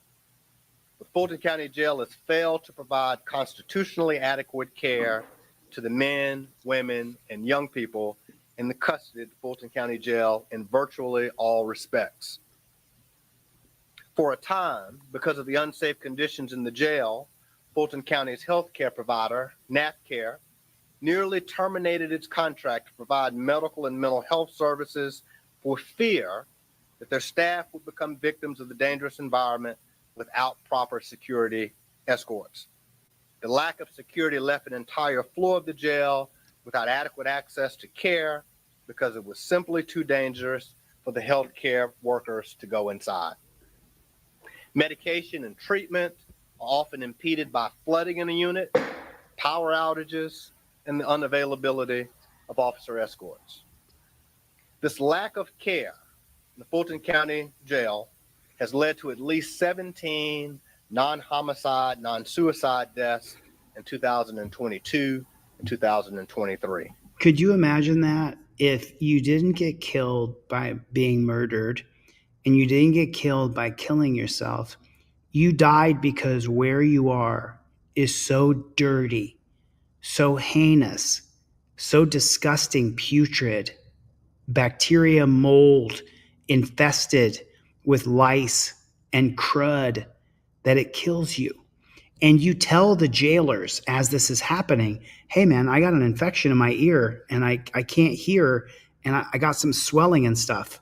And a week or 2 weeks or a month pass and you go back to the jailer and you say, hey, remember that infection? I'm oozing pus out of my ear. I have something, some sort of insect or rodent or something got in my ear and I'm pussing out the ear. Then you go back to that jailer a month later and you go, dude, my ear is swelling shut. You see the foam in my ear? What is that? I don't know what that is. My head hurts. I can't think straight. My eyes starting to close. You go back a month later, your eyes closed, your face is twitching, and you're going, there's something wrong in my head, man. And he's going, we'll get to you. Could you just imagine? Could you even imagine for 2 seconds? Ryut serious audits. A rate that is more than twice the national average since 2019. A detainee who reported chest pain later died of a heart attack. Jail failed to assess a man for rapid weight loss before he died, much like LaShawn Thompson, who died after losing over 30 pounds in 3 months. These figures likely underreport the true death toll of people who were transported out of the jail to Grady Hospital and died outside of the jail walls. If someone dies in the jail, there's little or no effort by the jail to determine the root cause of their death. 75% of the people who have died in Fulton County Jail since 2021 had a current mental health diagnosis or a history of mental illness. Perhaps unsurprisingly, the mental health treatment options and suicide prevention practices are grossly inadequate in Fulton County Jail. Our team observed firsthand how custody staff deprioritize mental health issues and fail to respond appropriately to concerns. Requests for mental health treatment are delayed or ignored, and mental health staff are simply unable to provide the minimum standard of care for those who need it. Daily medication is often unavailable, and suicidal detainees are often isolated and locked in restrictive housing in lieu of treatment. And when people are released from the Fulton County Jail, they are frequently left without the medication needed to sustain their health, without notice to their families, and sometimes actively experiencing a mental health episode. This is not a recipe for ensuring the safety of these individuals upon release or the safety of our community, and it is constitutionally unacceptable. Of course it is. Of course it is. But you guys understand this, and don't get upset with the messenger because I'm telling you the truth. The jails were originally created for the blacks. North Carolina didn't have a jail until after the 13th Amendment. Then they built prisons in North Carolina. The jails and the standard of care inside of the jails was all precipitated upon who the clientele in the jail were going to be. And it was going to be black slaves who they wanted them to go back to the plantation and work. And if you're going to do involuntary servitude, well, you're going to be in the jail, or you want to leave here and go back to the plantation where Massa is. And so the slaves would choose going back to the plantation over the dungeon. So they made the dungeon so uncomfortable, so brutal, so heinous, little tiny rooms. They could lock you in a little tiny room so that black people would want to go back to the plantation. I don't want that to be true. You guys know I'm pretty conservative. You guys know that my stance is on a lot of different things, but that's just the way it is. Thanks for coming, Show Me Audits. I'll do one more video, and I want to ask you guys a question here. One more video, and let me ask you guys a question. How many of you guys would jump in if you saw someone getting stabbed with a knife? Just let me know. Just let me know. Take care, Jim. Thanks for coming. I'm about to get out of here myself. I want to show one more video. Jilly, thanks. I appreciate it. Milena, thanks for sending me the video. The 14th Amendment is supposed to incorporate all of your rights, but it doesn't. I'm not sure what exactly the part you're talking about, Milena. But let me ask you a question. So put a 1 in the chat if you would jump in if someone was being attacked by a knife. Put a 2 in the chat if you would not. So let's watch this video together. And this is out of China. China! Okay, so this is the guy with the knife right here. He looks like he has... Okay, so this guy's got a knife, and this is his helper, I think.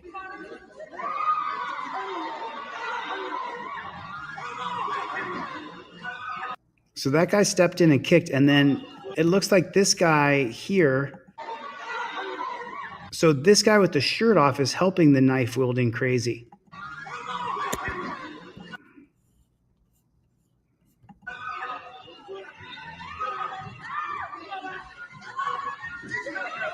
So does he have 2 knives in his hand?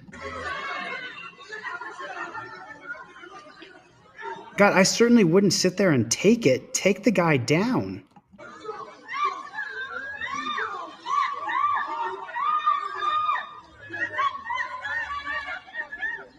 Don't just sit there and run. If he's going to attack you, fight him. Don't just sit there and run or you're gonna die. Fight him.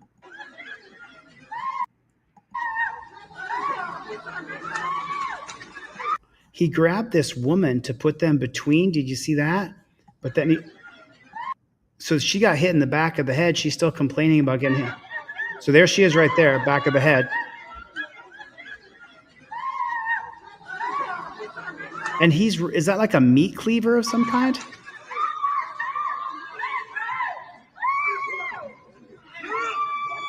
Yeah, it's a meat cleaver of some kind.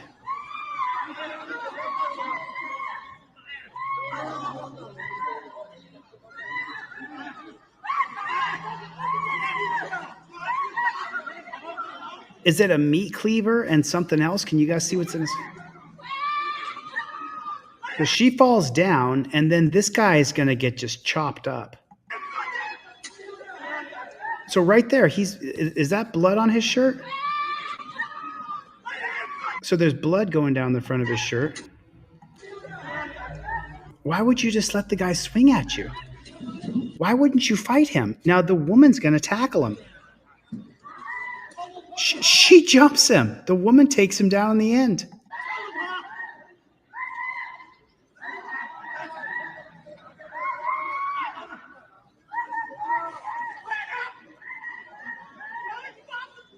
Now they come in. Are they going to jump in and help?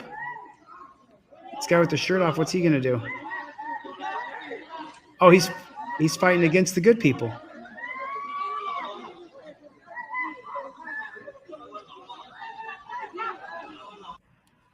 Wow, that was just so freaking nutty to me. Like, I mean, I guess I'm just some sort of chivalrous man who figures it's my job because I'm physically fit enough to take that guy down. It's my job to take him down. You know, I'm only 50, so I'm not like I'm 75. At the same time, though, I'm not 30. 30-year-old guys are tougher than me. They should be. Most of them should be anyway, if they're 30 years old. I just don't understand. I don't understand. It's the 13th Amendment has an exception clause that maintains chattel slavery as legal today in 2024. I don't think we could have chattel. Chattel slavery refers to a lot of slaves. I don't think we would be able to have a lot of slaves. There's a video of some kids picking on a guy on the river tubing, and dude shivved them. Lots of controversy over the video. Can you send me that video to deletelaws@gmail.com? Send me that video. Remember, get your trifolds on deletelaws.com. Get your cop cards. You know, it's funny because I already accomplished these things with my life. These things that I wanted to do. I wanted to create literature, and I wanted to create like driver's license cards that go in your wallet. And I accomplished these. And I tend to forget about the level of accomplishment that it is, because if you have the card in your wallet, then you're always inclined to use it when there's a cop in front of you.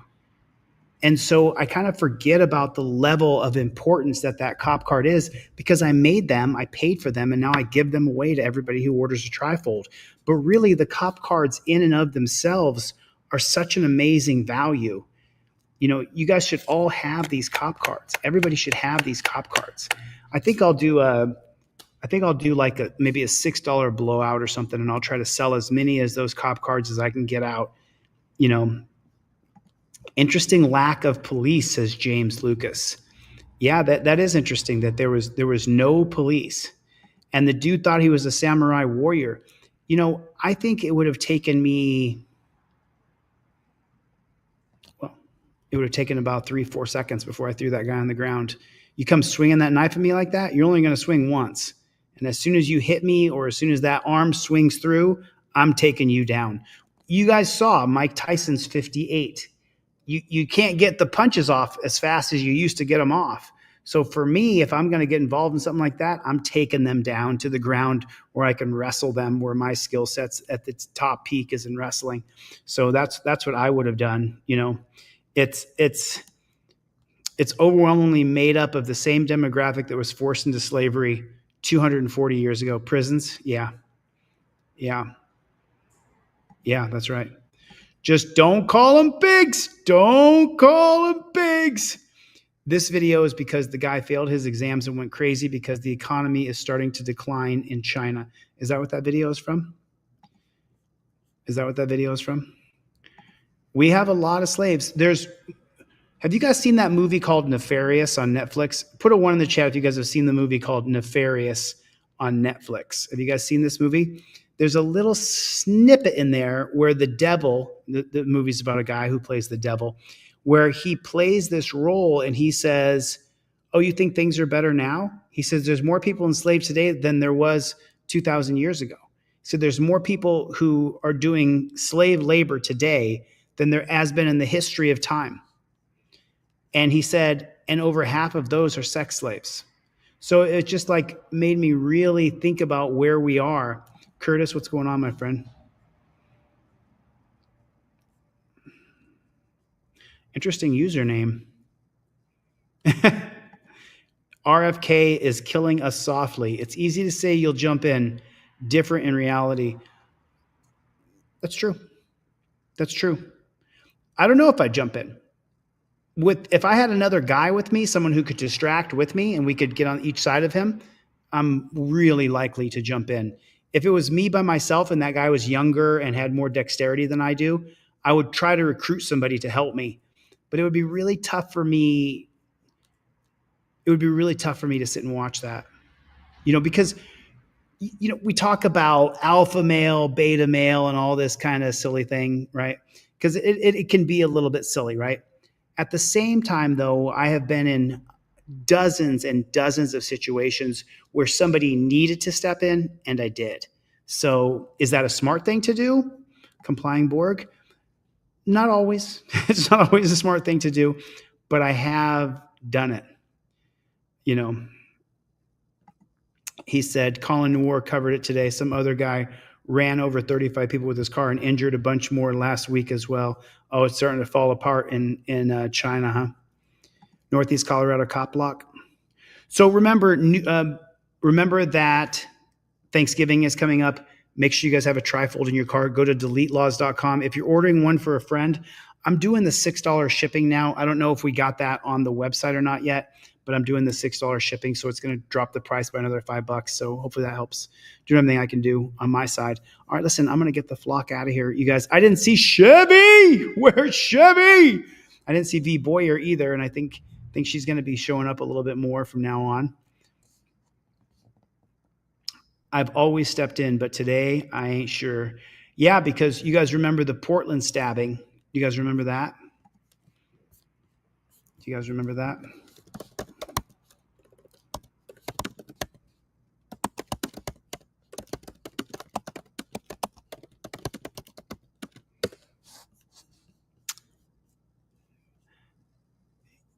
The YouTube video, days after being stabbed by Jeremy Christian, Micah Fletcher says he's no hero, is unavailable.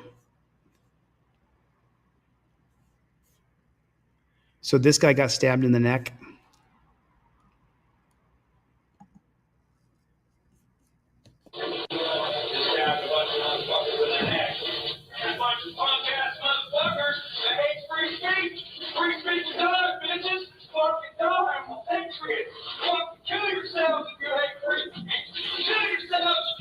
Chevy, listening the whole time.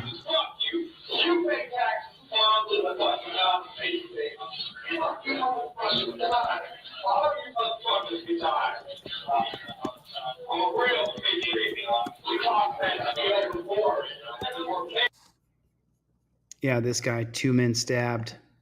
At the start of the Muslim holy month of Ramadan, police in Portland, Oregon say 2 men were stabbed to death on a train Friday when they confronted a man who was yelling anti-Muslim slurs. Carter Evans has the latest. 35-year-old Jeremy Christian taunted Portland police after allegedly stabbing multiple passengers on a commuter train. One was stabbed in the neck and the other in the stomach. Witnesses say it all started when the suspect went on a racial rant against 2 Muslim women. I just heard his voice yelling to these young ladies, "You can be in my country. This is my country." When passengers tried to intervene, Christian allegedly pulled a knife and stabbed them. 2 men were killed. A third was seriously injured. I saw the guy that was stabbed on the neck, that was bleeding. I was so scared. The Southern Poverty Law Center says Christian promotes extremist views on his Facebook page. Police took him into custody without further incident, but investigators still haven't confirmed a motive. Did he have a plan? Was this a person who, snapped or was under the influence and armed with a knife? Jeremy Christian is being held on murder and weapons charges. Rena, he's expected to be in court on Tuesday. Carter Evans, thank you.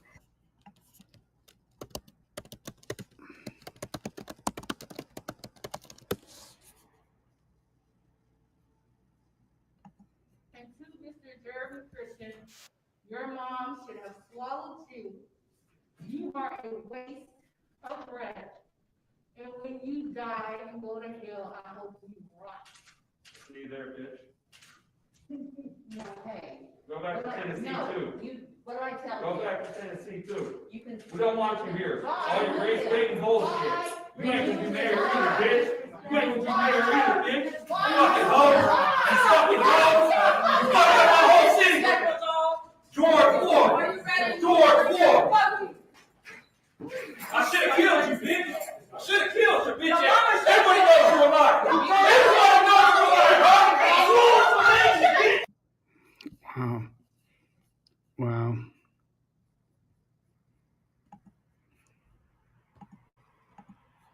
What do I tell you? Go back to Tennessee too. We're in the court. He's gone. We're in the court. He's gone. Thank you, Miss Hester. Well, that Jeremy Christian, he was a real psychopath. That guy was a total psychopath. He killed those people. And so that, when that happened, I think that happened in 2019. Was it 2017 or 2019? I remember thinking to myself, I'm my deep 40s now, and I've often got myself, everybody hit the like button, would you? Everybody, we need 6 more likes to 200, and we've got 357 people here right now. So everybody hit the like button real fast. Everybody just real quick, just tap the like button, just real quick. The thumbs up, double tap on your screen, just hit the like button so we can get to 200 likes. Random. I agree with you, but so Random is saying that he's seen meth addicts who burglarize places to pay for their habits. It's not exactly victimless. No, I agree. James Sheets, the guy who was set up and murdered by the cops in Youngstown, Ohio, he was a bad guy when he was smoking crack and doing speed. He was a piece of shit, robbing and cheating and stealing. He didn't hurt anybody. He wasn't a violent person. But yeah, meth has a very, very, very big downside to it. Very big downside to it. And I'm not saying that meth should be legal or shouldn't be punished. I'm saying that we should consider whether or not locking people up is working out. Because locking people up is not really working out. This is so funny. I think Milena said, watching videos, stress, frustrating, yet chilly, laughing, making it all the better. So I thought I would just pull this up for you, Milena, real quick. Ahora, te voy a atacar, sí, hasta aquí. Ahí va, yo bloqueo. Bloqueo, paso por abajo y ay, pará, no, ay, no. O sea, cruz, ahí. Ay, no. Yo te digo cuándo atacar porque si no, no puedo hacer. Pará, ataca ahora. Yo defiendo. Pará. Ay, no, te ataco. Cruz, ¿ves? No.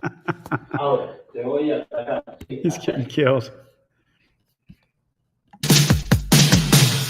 There you go. All right. Rip the purse out of the hand. 7.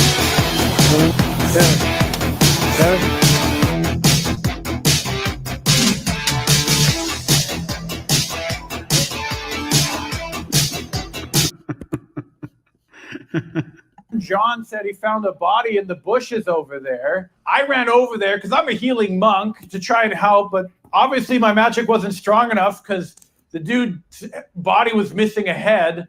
So my friend decided to try and use a necromancer spell, which didn't work, which I knew it wouldn't.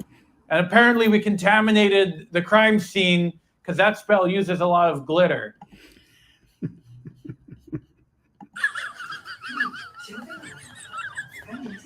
What's wrong? They got my pictures on display. What the hell? Where did those come from? I don't fucking know. Look at this one. Look at that. Where in the hell did they get that picture at? I know you're on the beach somewhere. Motherfucker. On the beach. I'm on beach someplace else with these motherfuckers. This is bullshit. Look at that.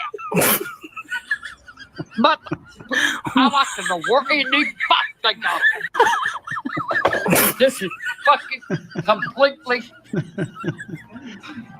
Hell, I ain't never fuck had a picture made like that before. You can't buy all those Grammys. I ain't buying. What the fuck?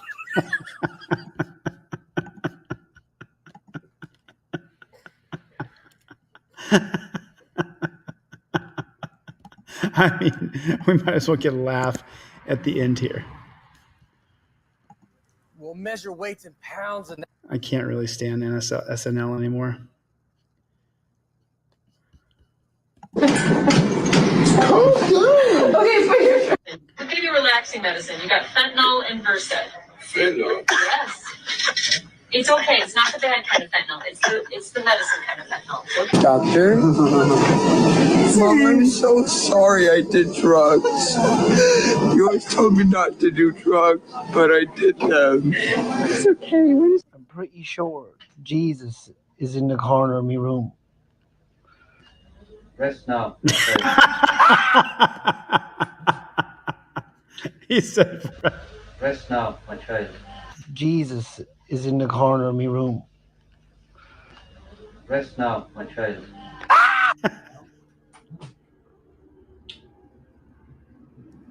That cute guy's kissing me.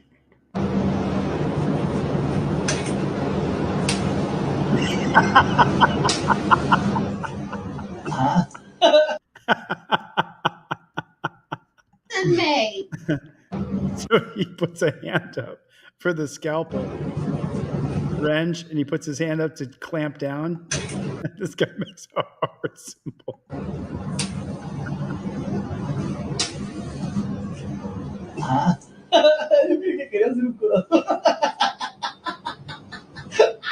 I told him to just, oh my God, mommy, ladies, calm down.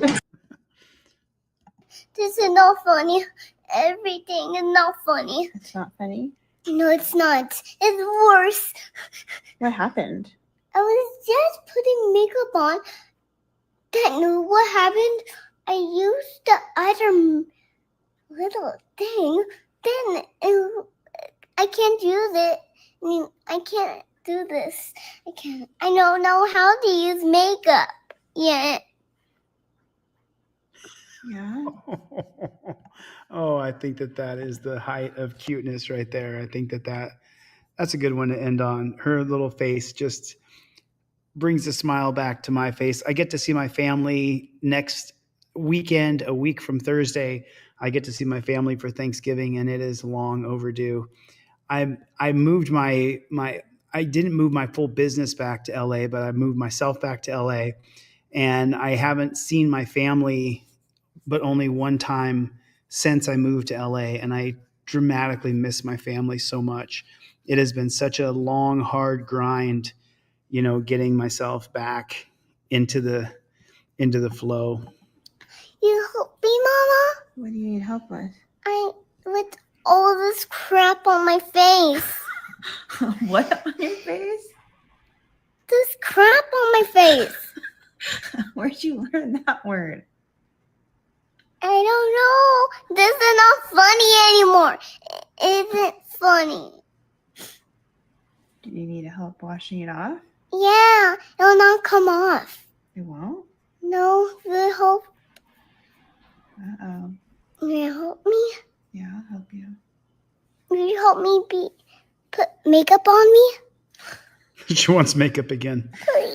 Okay, let's go wash it off. So cute. So cute. Anyway, listen, I just wanted to spend a couple hours with you guys today. I'll be back again tomorrow. I'm not going to give up. I'm going to keep fighting no matter what occurs. We're not going to stop. We're not going to give up. Just going to keep going. Just keep on going. Mikey B, I appreciate you being here. Curtis, plead the fifth. Love you. Good to see you. Call to duty. Yep, we will get back to where we were. Random American. Good to see you, my friend. Thanks for the contribution tonight. And, you know, I'm not delusional. There's some people who have to live in a box, and I know that. But I don't think the majority of us, I don't think it's, you know what I'm saying? You know what I'm saying. You know what I'm saying. Anyway, listen, all right, I'll get the flock out of here. John, thanks for coming. I appreciate it. What's the matter, you? Good to see you. I didn't get to say your name. Brick Jonesy. I didn't get to say your name very much tonight either. Good to see you, Brick. Top Rock. Joel Juffus, good to see you. Chevy, thanks for chiming in at the last second. I know you were there. All right, I'll get the flock out of here. Melena, I'll see you guys on the next one. Later, Gators.